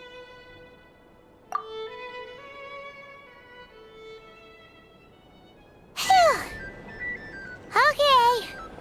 Paimon's full now. Huh? Oh, well... Hey there, Traveler and Paimon. Good morning. Morning, Yehuda. Here for some breakfast? Oh, I've already eaten. Just need some water. I was mostly worried you might forget what day it was today. So, I came over to remind you. Careful there, Paimon. Too much food will make you drowsy. Don't let anyone catch you hiding at the back and nodding off during the League meeting. You should probably be saying that to Aino. She's the baby of the group, if anyone. True. You know, I'm surprised that all these competing groups are actually coming together to try to solve things together. Definitely a first for Nodcry. Well, nothing like a region-wide calamity to bring people together. After that, surely even the most self-interested people have to realize that going it alone isn't worth the risk, right? Try telling Boss Neff that. She's not exactly convinced that people are gonna get with the program. Really? But if she's so pessimistic about it, why'd she agree to be the Curatorium's representative in the League? Probably 'cause even though unity sounds like a pretty far-fetched idea, the benefits it would bring make it worth a shot. I think things will work out, though. I swear, Nodcry feels like one big family now with everything that's happened. More than it used to, anyway. Paimon's with you on that one. And it seems like plenty of other people agree, too. Just listen to the bustling streets. All right. Everyone's been rebuilding these last 2 weeks, and the evacuees have been coming back in droves. Life's slowly returning back to normal. Which means my workload's probably gonna shoot back up. Were you about to head out? There's still some time before the ceremony begins, you know. Yeah, we were gonna take a stroll around the square and say hi to some friends first. Sounds good. See you later then.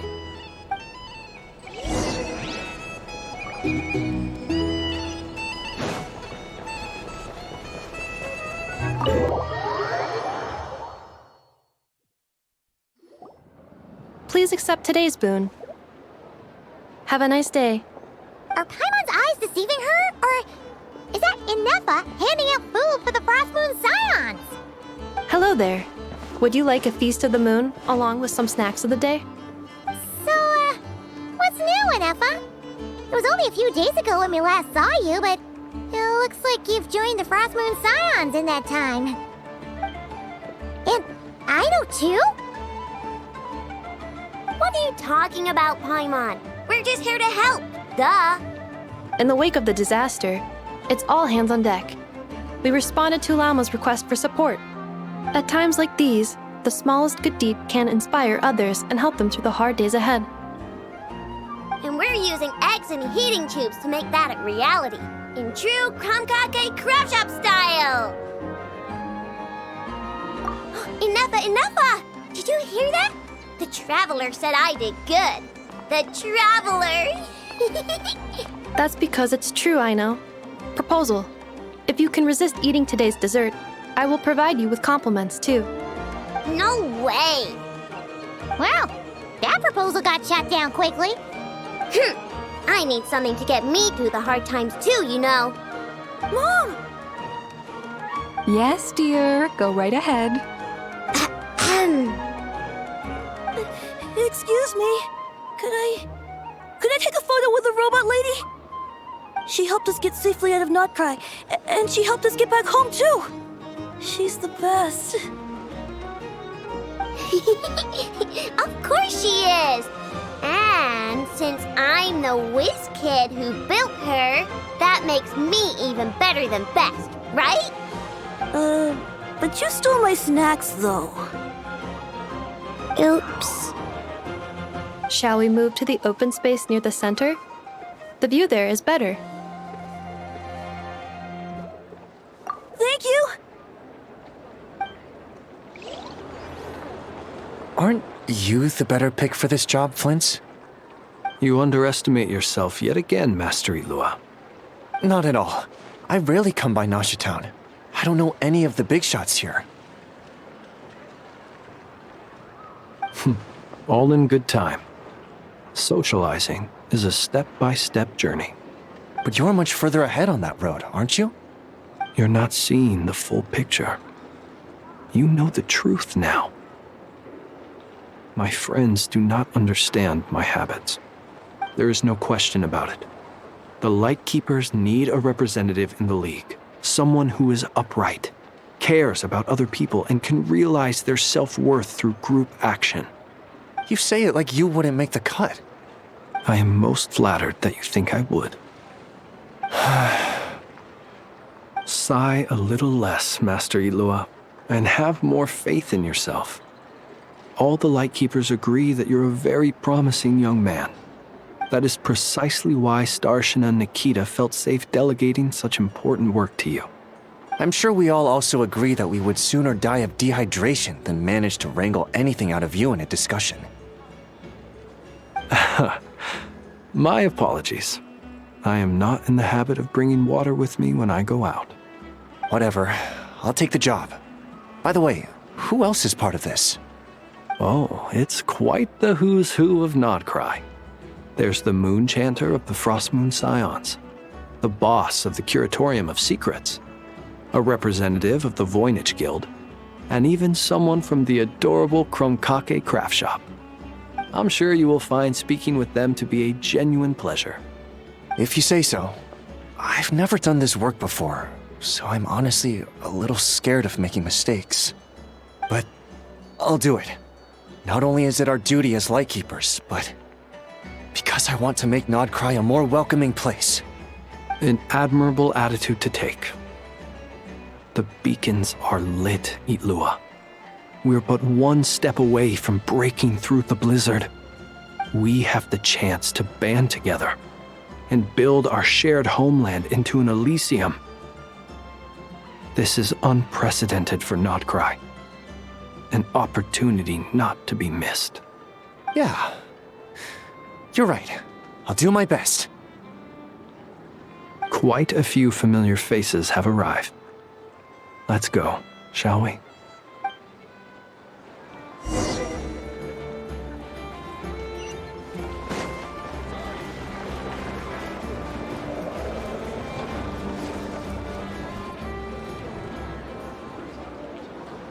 Wow! Everyone's here! You seem well rested. I know no one's asked, but I'm sure you all want to know, so let me just say, we're doing great. Thanks. Well, great, but not perfect. Starting to lose my mind from boredom. Can't drink a drop of alcohol while I'm waiting for my wounds to heal. I'm sure you had a sneaky swig or two. Wait, how'd you find out? I'm sure you must be missing Mondstadt after all these years away, Grandmaster. Yeah, you could say that again. Every time I get news from Mondstadt, it makes me want to go back and see the place for myself. Honestly, once things are wrapped up here, I think it'll be time to head back home. Hey, looks like someone's taking the stage. Can everyone see okay? Anyone need a boost? I'll just listen from the back. It's fine. You're taking this pretty seriously, huh, Durin? Well, it's not every day that I get the chance to see how people speak in official settings. Soak it up like a sponge. I'll make sure you get a chance to practice for yourself later down the line. Actually, I know just the thing. You can debrief the Knights of Favonius for me. Mr. Varka, are you forgetting that I'm not a Knight of Favonius? I can knight you. Any particular title you'd like? Is he joking? I really can't tell. You'll have to figure this one out for yourself. It'll be a good learning experience. It is my honor to host the opening ceremony for the League, and to have this opportunity to speak to you all in my capacity as Voynich Guild representative. Could this person also have been pushed onto the big stage by the real big shots? Guess I'm not the only one then. We come here today, having weathered the trials and hardships of yesterday, and having learned from them the importance of unity and cooperation. All right, here we go. Uh-oh, looks like Aino's off in dreamland already. Wait, Boss is looking kinda drowsy too. What's up with her? Come on, get this speech over with already. Nodcry is our home, the land we rely on for survival. And as we chart a course for the future, may we persevere through the storms ahead as we sail towards a new era of prosperity, freedom, and hope.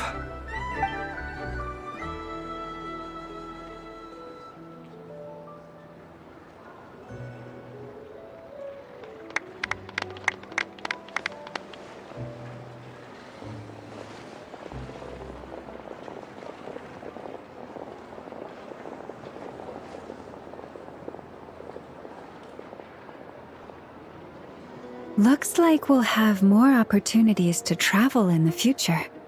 I'm sure you'll cope, Lady Moonchanter, given how fleet of foot you are. Unfortunately, I suspect I'll be too busy at the curatorium to act as your host.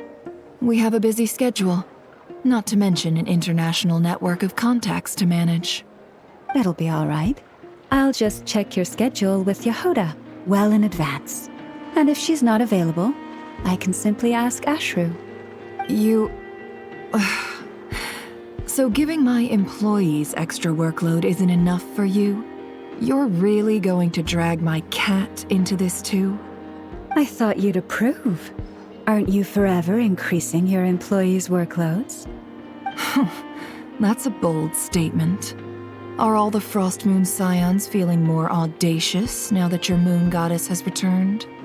Columbina's return has brought joy to all who care about her. That includes both you and me.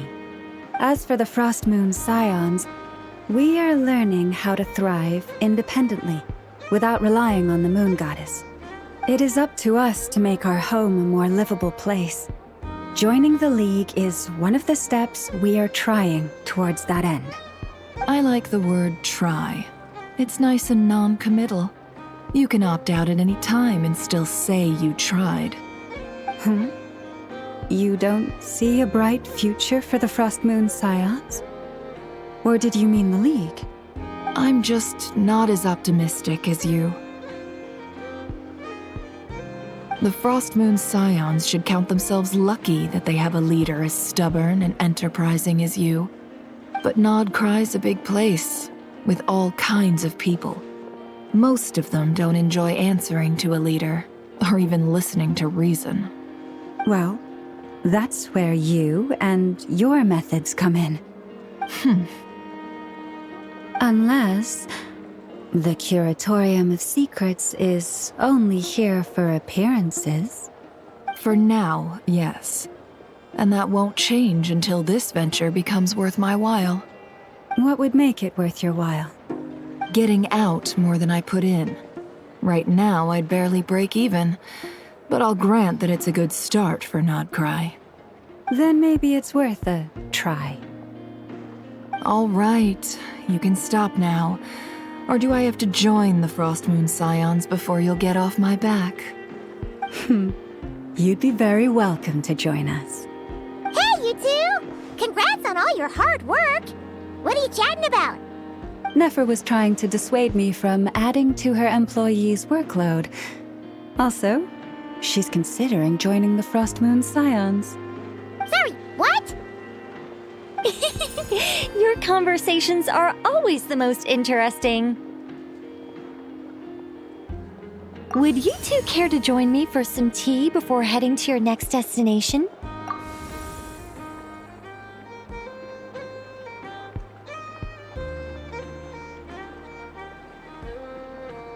Nicole? Wait, where are you? Aren't you gonna show up today? Sadly not. I'm otherwise occupied right now. I'm sorry, Paimon. I can hear how disappointed you are.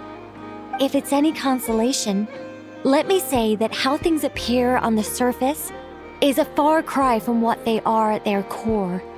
Perhaps you'll feel better if you focus on the fact you have a special line of communication with the great mage herself.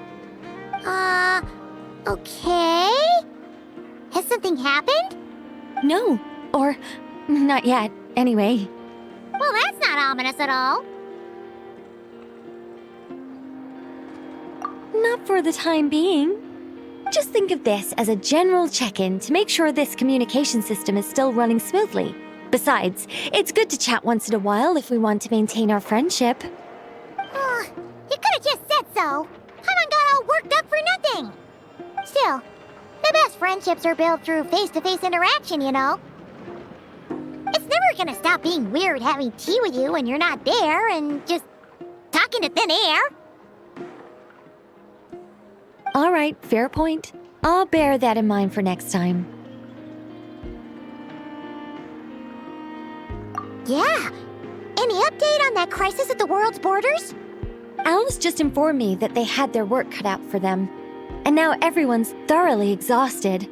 But they did finally get things back under control. Still, we can't let our guard down yet. The disruption caused by this disaster has made Tevat easier to detect from the outside universe.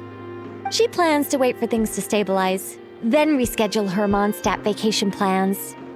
As for me, I agree with Hat Guy's perspective. This is a time when many new variables are emerging, and the situation is changing constantly.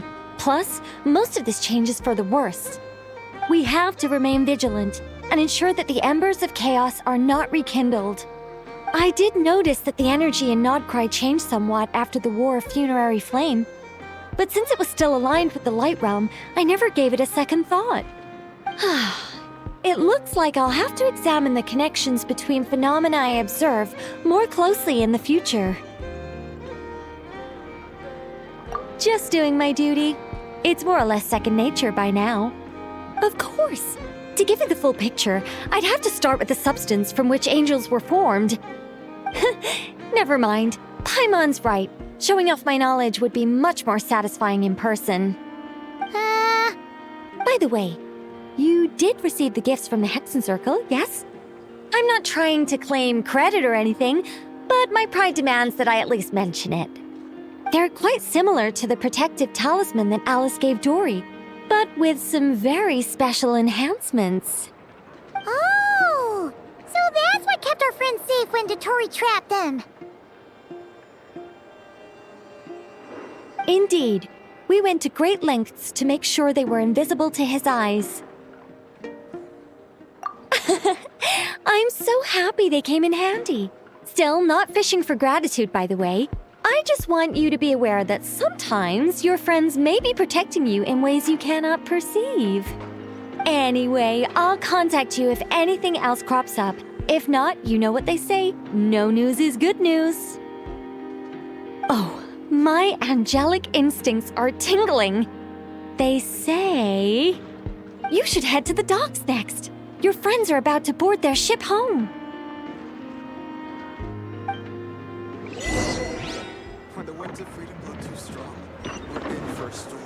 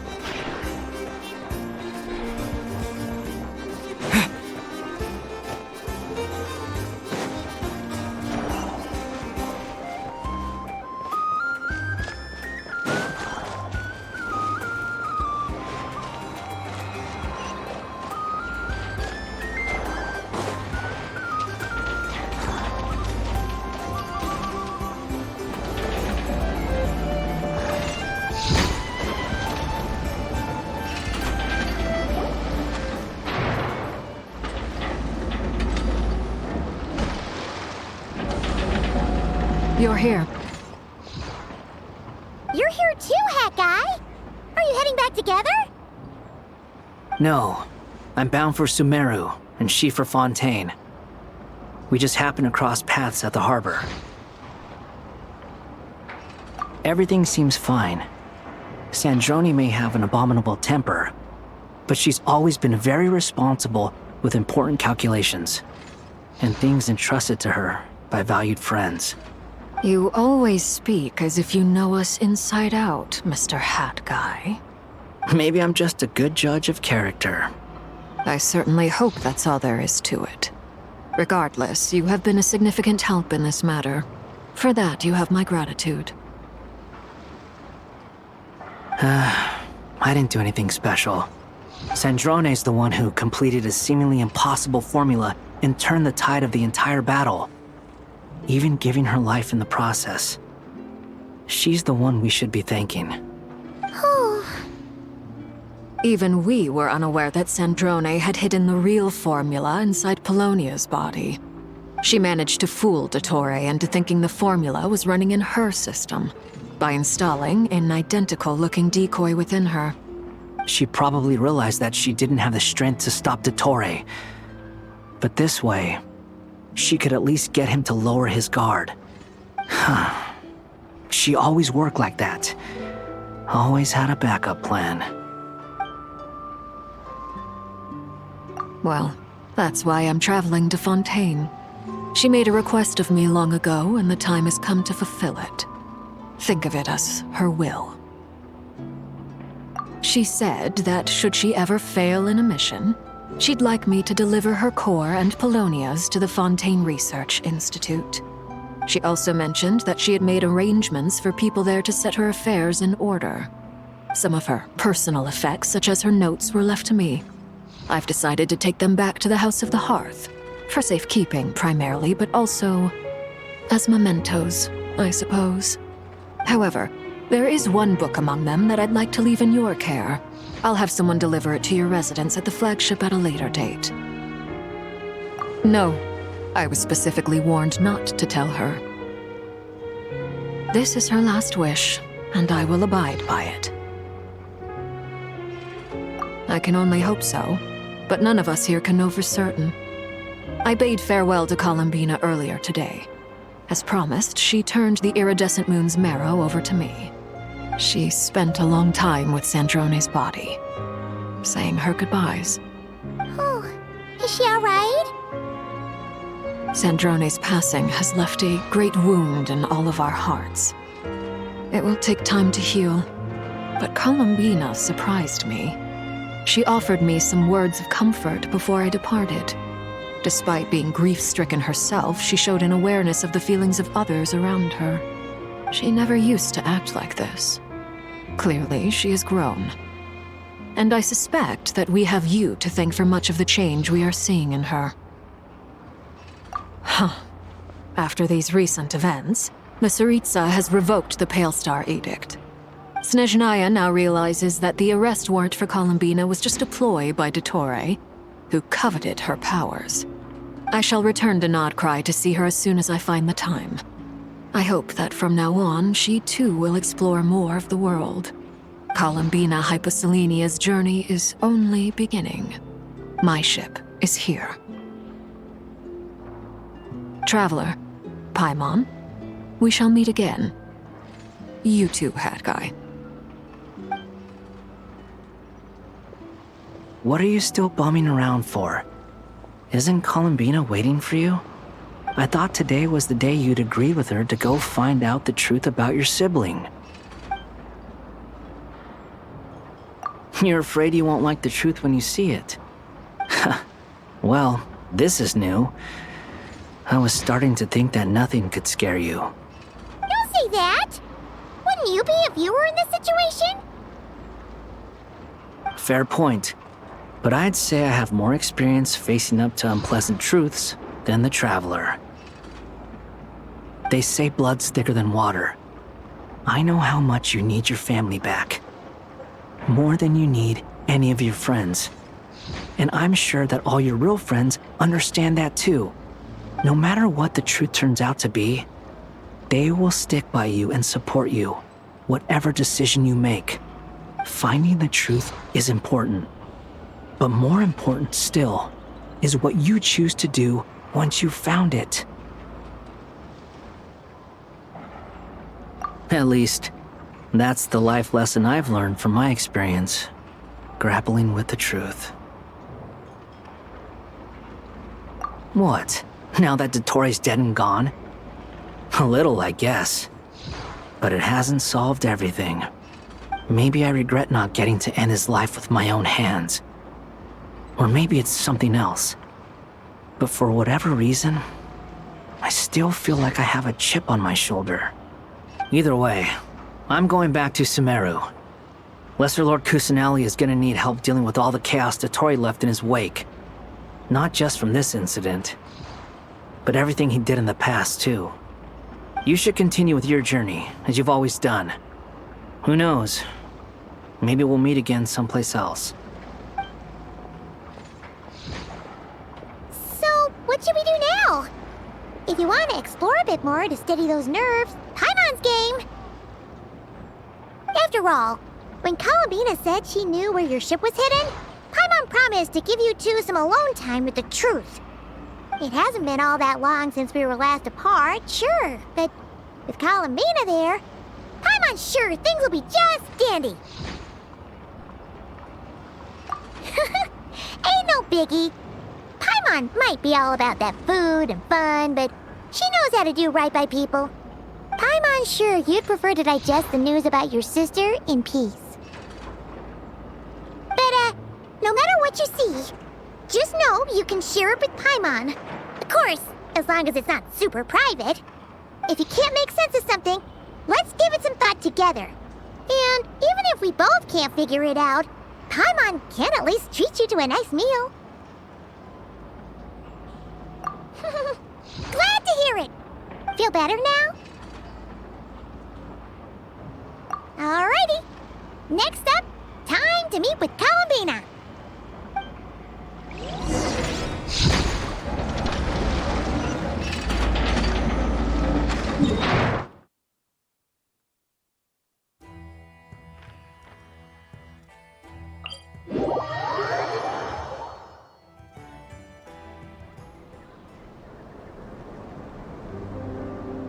Columbina, we're here! Can't quite believe we're meeting out here. We've gotten used to walking over to Silver Moon Hall whenever we go see you. Well, you're still welcome to go there whenever you want to see me. It's just, now that it's all over, I've decided to make some changes. Try and fit in with the Frost Moon Scions. Like the older generation are still timid around me. They don't dare get too close, and they bow their heads when I walk by. But things are much better with the children. I see more curiosity in their eyes. Hopefully, by the time the next Moon Prayer Night comes around, I can enjoy the festival with them as myself, without having to pretend that I'm only dressed up as the Moon Goddess. You'll do fine, Columbina. Paimon's sure they'll realize you're super nice once they get to know you better.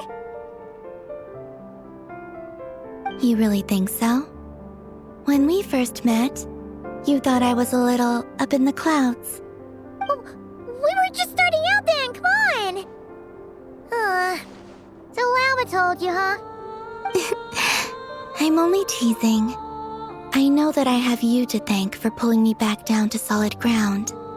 It feels good to finally stand firm on the earth where I was born. Oh, that's great!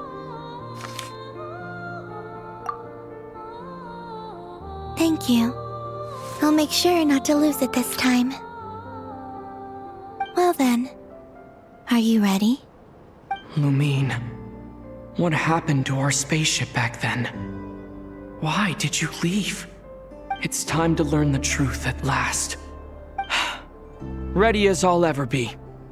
Good. Then let me open the way for you.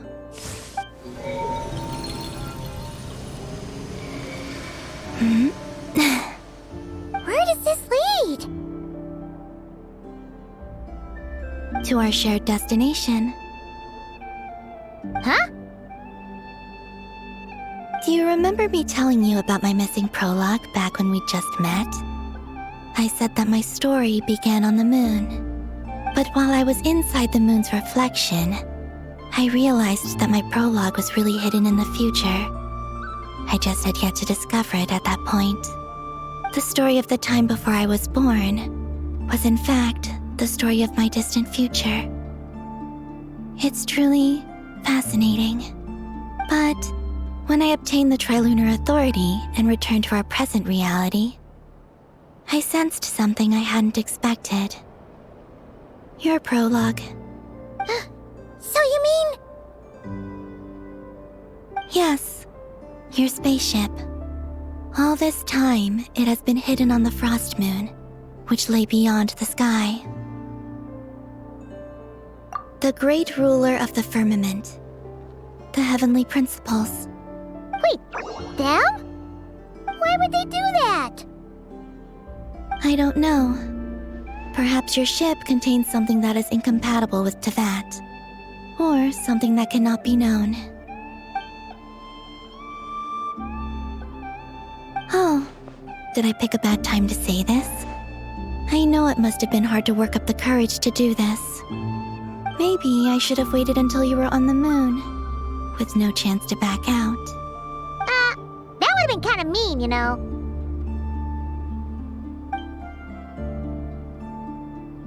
Take me there. Oh? Whatever is hiding in that ship, it belongs to me and Lumine.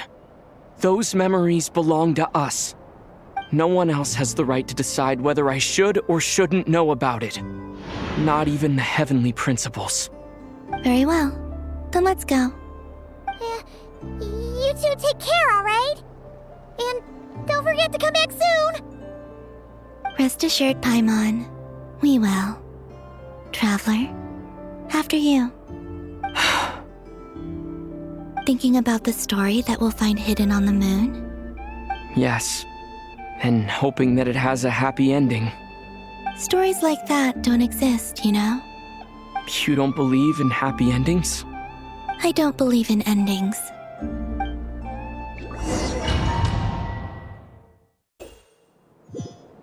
Where am I?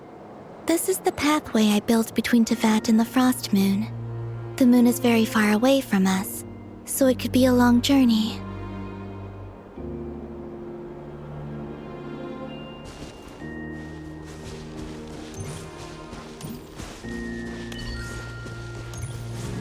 After I obtained the Trilunar Authority, I unwittingly saw past events from many of my friends' lives. One was Lauma. She was so young when they chose her to be the Moon Chanter. From then on, the Frost Moon Scions looked to her to bring messages from their goddess. But, for better or worse, I had left Hisi Island before she was ever born. It was not until much, much later that she met me. I think it's for the best. Because of the way things turned out, you had the opportunity to become friends. You're right. In that sense, I think we were both very lucky.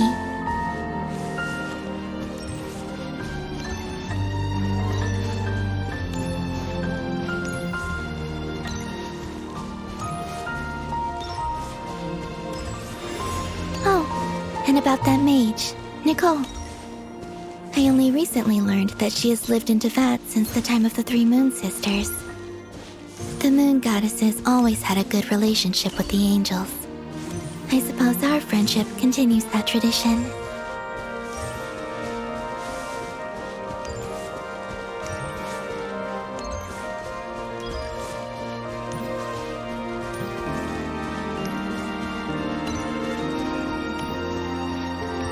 And then, there's Sandrone. I never knew that much about her, beyond the fact that she was created by someone called the Lord Artificer. She, too, suffered for a long time before joining the Fatui.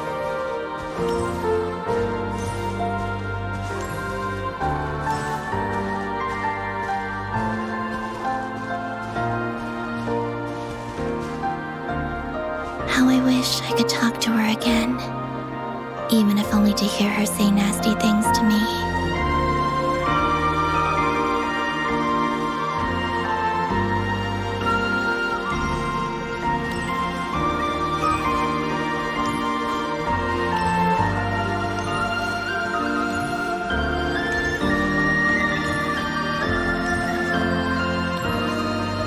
Also, I saw your sibling's story. I'm afraid I didn't see much. It seems that she rarely came to the surface, where the moonlight shines. But I did notice that back when you first set out on your journey, she would often appear nearby, gazing at you from afar with a guilty look in her eyes. Lumine. Let us speak no more of the past. I probably shouldn't reveal so much about my friends. It's not my place. Let the moonlight carry us forth. We are very close now.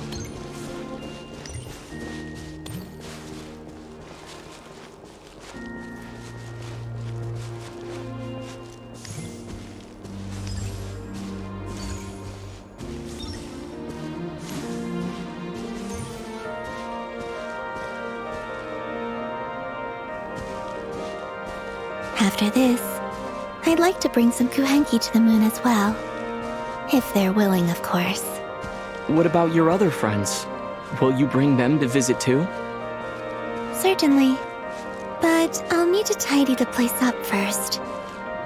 This home hasn't received any guests in a long, long time.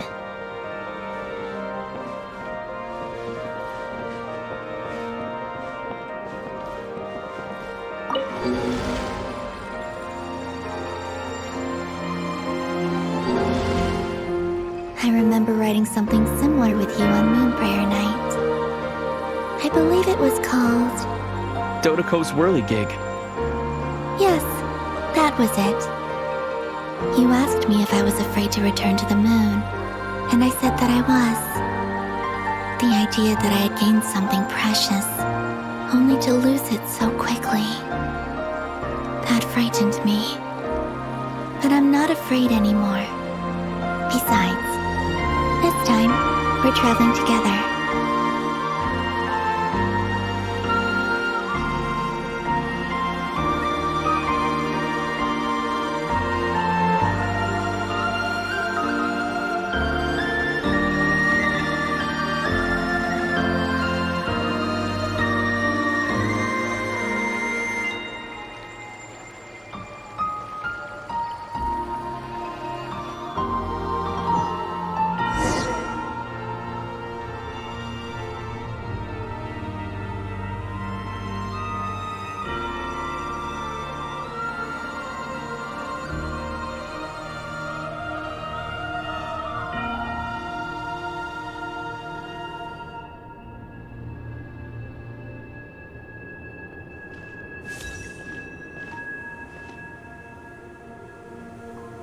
We're here.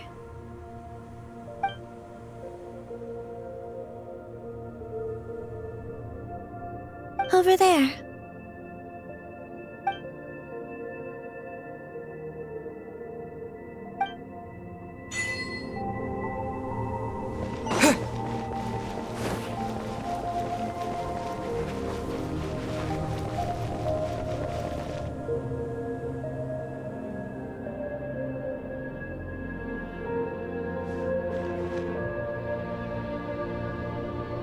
Our spaceship.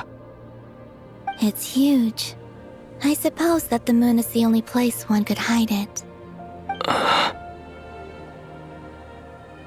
It'll be all right. Huh? The way you feel in this moment, I went through it too, on Moon Prayer Night. The door was right in front of me, but I struggled to find the courage to step through. Solitude for me once meant living a life in which even I was absent. Before I met you, that was the only life I knew. But that night, solitude meant throwing away the life I had gained after meeting all of you. Columbina. Go. Retrieve the part of your life that was once lost. Trust me, you will lose nothing by doing so. Look, Teyvat is right there. All of our friends are down there, waiting for us. You're right. Thanks, Columbina.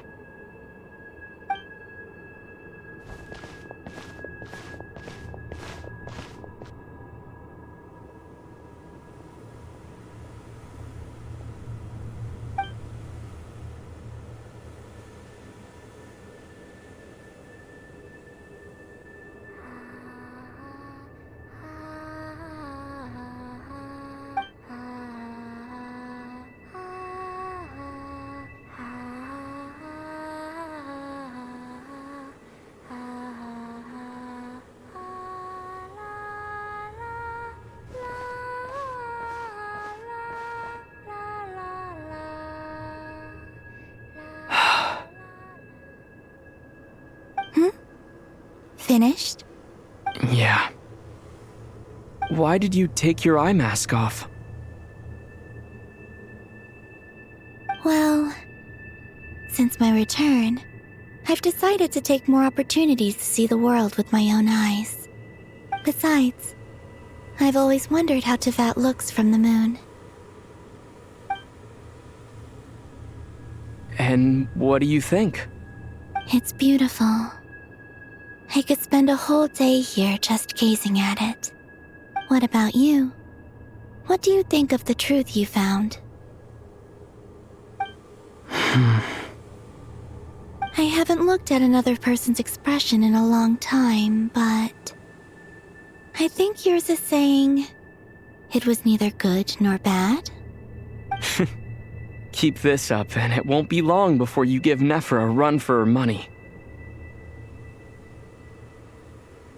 Oh, I don't think that's going to happen. I'm much more used to sensing what's going on around me with Kuvaki. I think I'll save my eyes for seeing special moments I really want to remember. I read the spaceship's flight logs. I always assumed that this was my first time in Teyvat. I thought that Lumine and I must have been hibernating in space for centuries on end. But the logs show that our spaceship flew over the skies of Teyvat once before. A long, long time ago. Flew over? So you didn't land? No, the ship barely came to a stop before flying on again. After that, it continued traveling through space for a long time. Some of the data is corrupted, but I suspect that it kept flying for thousands of years.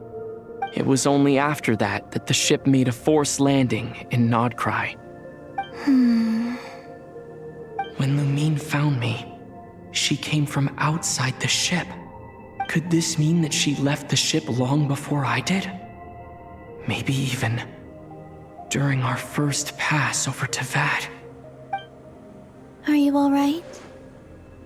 Yes, I can feel that the truth is coming together, one small piece at a time. I remember Lumine telling me that when she first arrived in Conria, she could not recall the past. So this might be something that even she doesn't know. Here, I made some space for you. Your mind must be racing, and this seems like the perfect place to relax and clear your head. Oh, wait, there's one more thing. What is it? Wait here a moment.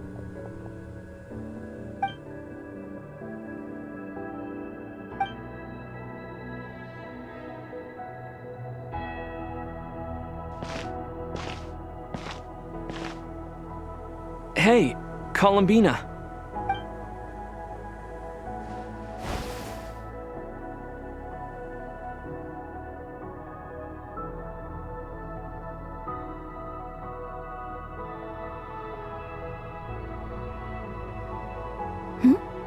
Is that a new outfit? An old one, technically. It's been in a cabinet inside the ship this whole time. It's a matching pair with Lumine's. She always liked this set more. I don't think there's a huge difference. Really? Yes, it's still the same you. You're the same person, no matter what clothes you wear. Only Columbina would make an observation like that. Traveler, do you consider Tevat your home? Home is wherever Lumine is. But then after all the time I've spent here, and everything I've been through, yes, I'd say it's my home. Would you change your answer if Tevat changed appearance? I mean, if the truth about Tevat turned out to be different than what you thought.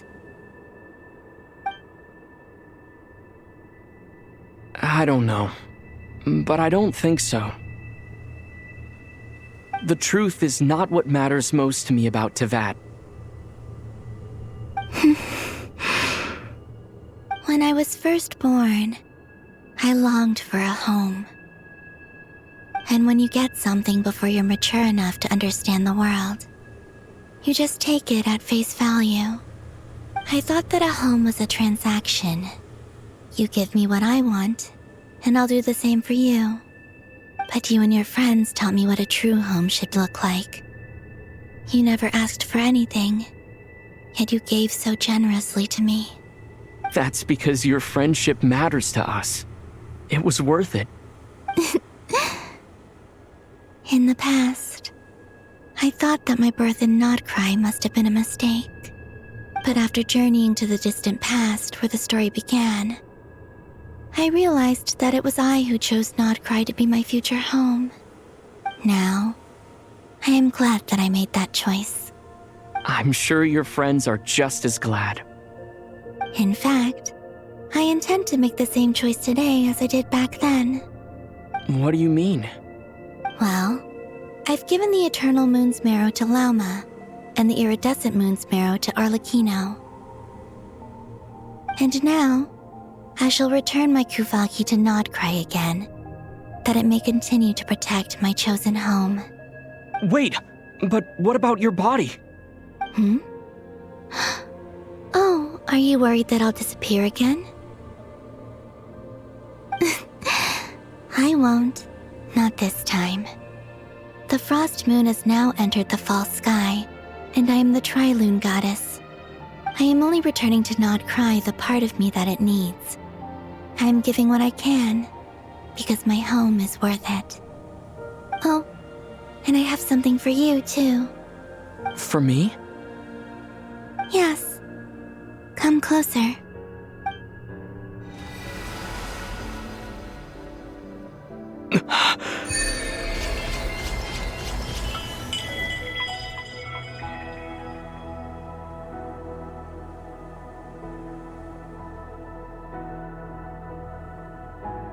What was that? I lifted some of the restrictions this world placed on you. I trust this will help in your future adventures. My power. It feels like it's grown. I can use the elements more freely now. Thank you. This will be a great help. You're welcome. I see you as family, and after everything you've done for me, In fact, no. It's not because I owe you. It's because you're worth it. Here, this flower is for you.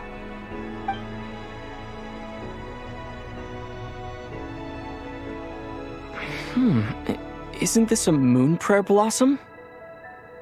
Yes. Don't worry.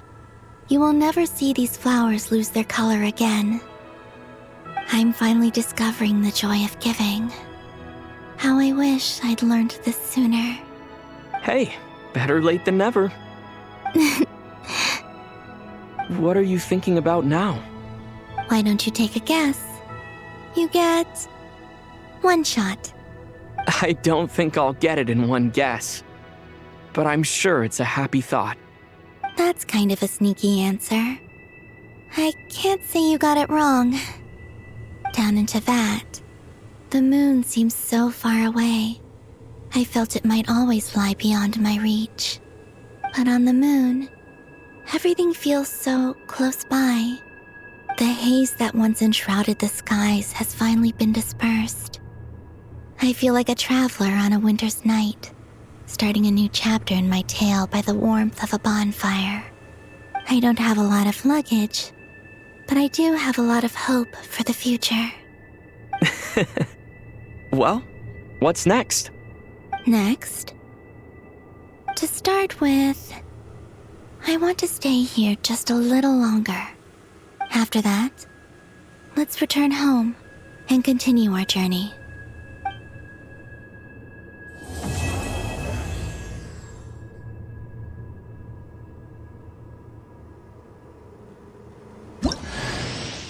These clothes bring back so many memories.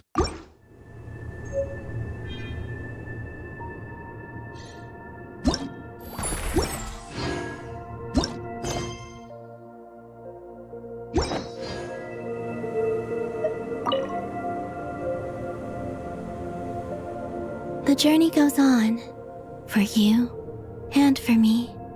Like I said, this is not the end. I don't believe there has to be an ending. Oh, is that your next destination? Most people would probably tell you to pack some warm clothes. But I experience things differently than most people, so I can't know how cold it is. In fact, it is home to quite a wondrous heat source. I think they call it Kreshnik's torch. Every city in Snezhnaya is built around one of those. I sensed the energy it gave off as I was passing by on a railway train. It felt grand and distant. I also recommend the Korolievsky troupe in Snezhnograd. They give performances quite regularly, and entry was free for harbingers. I liked them a lot. Ice cold and sharp. Crystal clear in some ways, yet profoundly unfathomable in others, like the thick layer of ice on top of a frozen lake. That's just the impression that Tsaritsa gives me. I was never able to glimpse what truly lies beneath that icy exterior. In fact, I don't think the people of Snezhnaya even know what kind of power their god wields. Maybe that's because the Tsaritsa herself has never acknowledged nor accepted that power. There's Regrator, the Rooster, and the Jester. Between them, they control a lot of what happens in Snezhnaya, but I can never wrap my head around how exactly power is split between them. I just know they are each responsible for many specific domains. I noticed that the Rooster and Regrator often appear to get along on the surface, while working against each other in secret. And theirs is not a friendly rivalry. But I wasn't particularly interested, so I tended to keep my distance. Now that I think about it, the term Mistelton often seemed to come up in connection with Project Stuja. Once things settle down in Nodcry, I'd like to explore the world beyond Snezhnaya. You've told me so many stories about the other places you've been to, and all the friends you've made there. I'm curious to visit those nations and see them for myself. It would also help me learn more about the journey that has made you into the person you are today. Okay. As you continue on your journey, don't forget to gaze up at the moon once in a while. It is, after all, no longer an illusion. It shall cast down its true moonlight, connecting us in truth.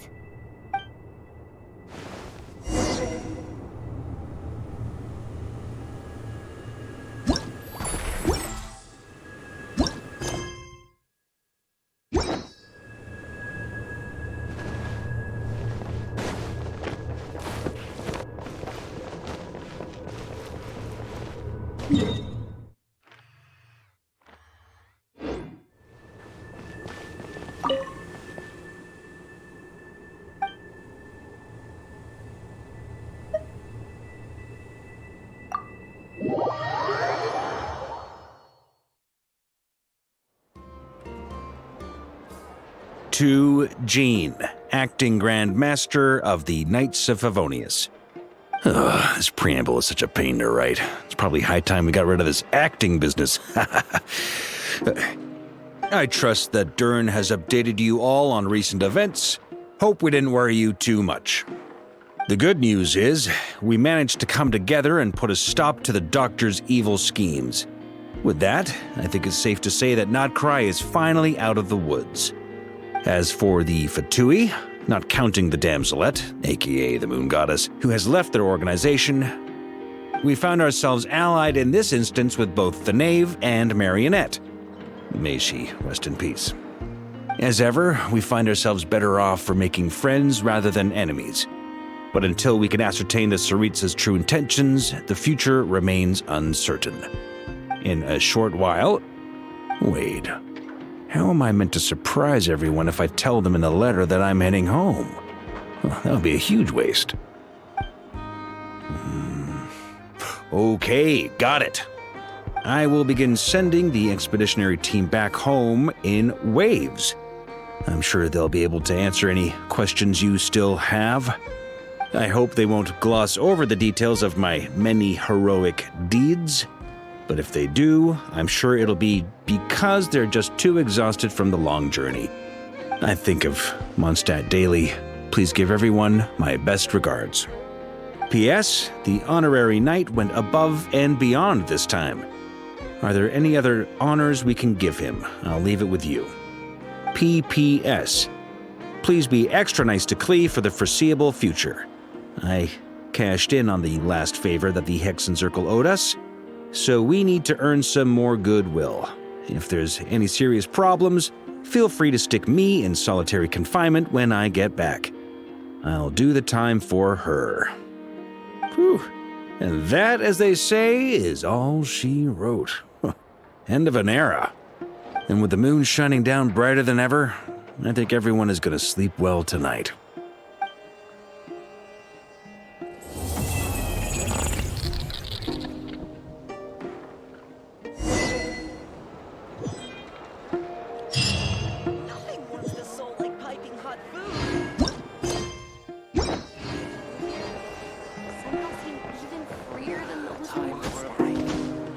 This place looks perfect.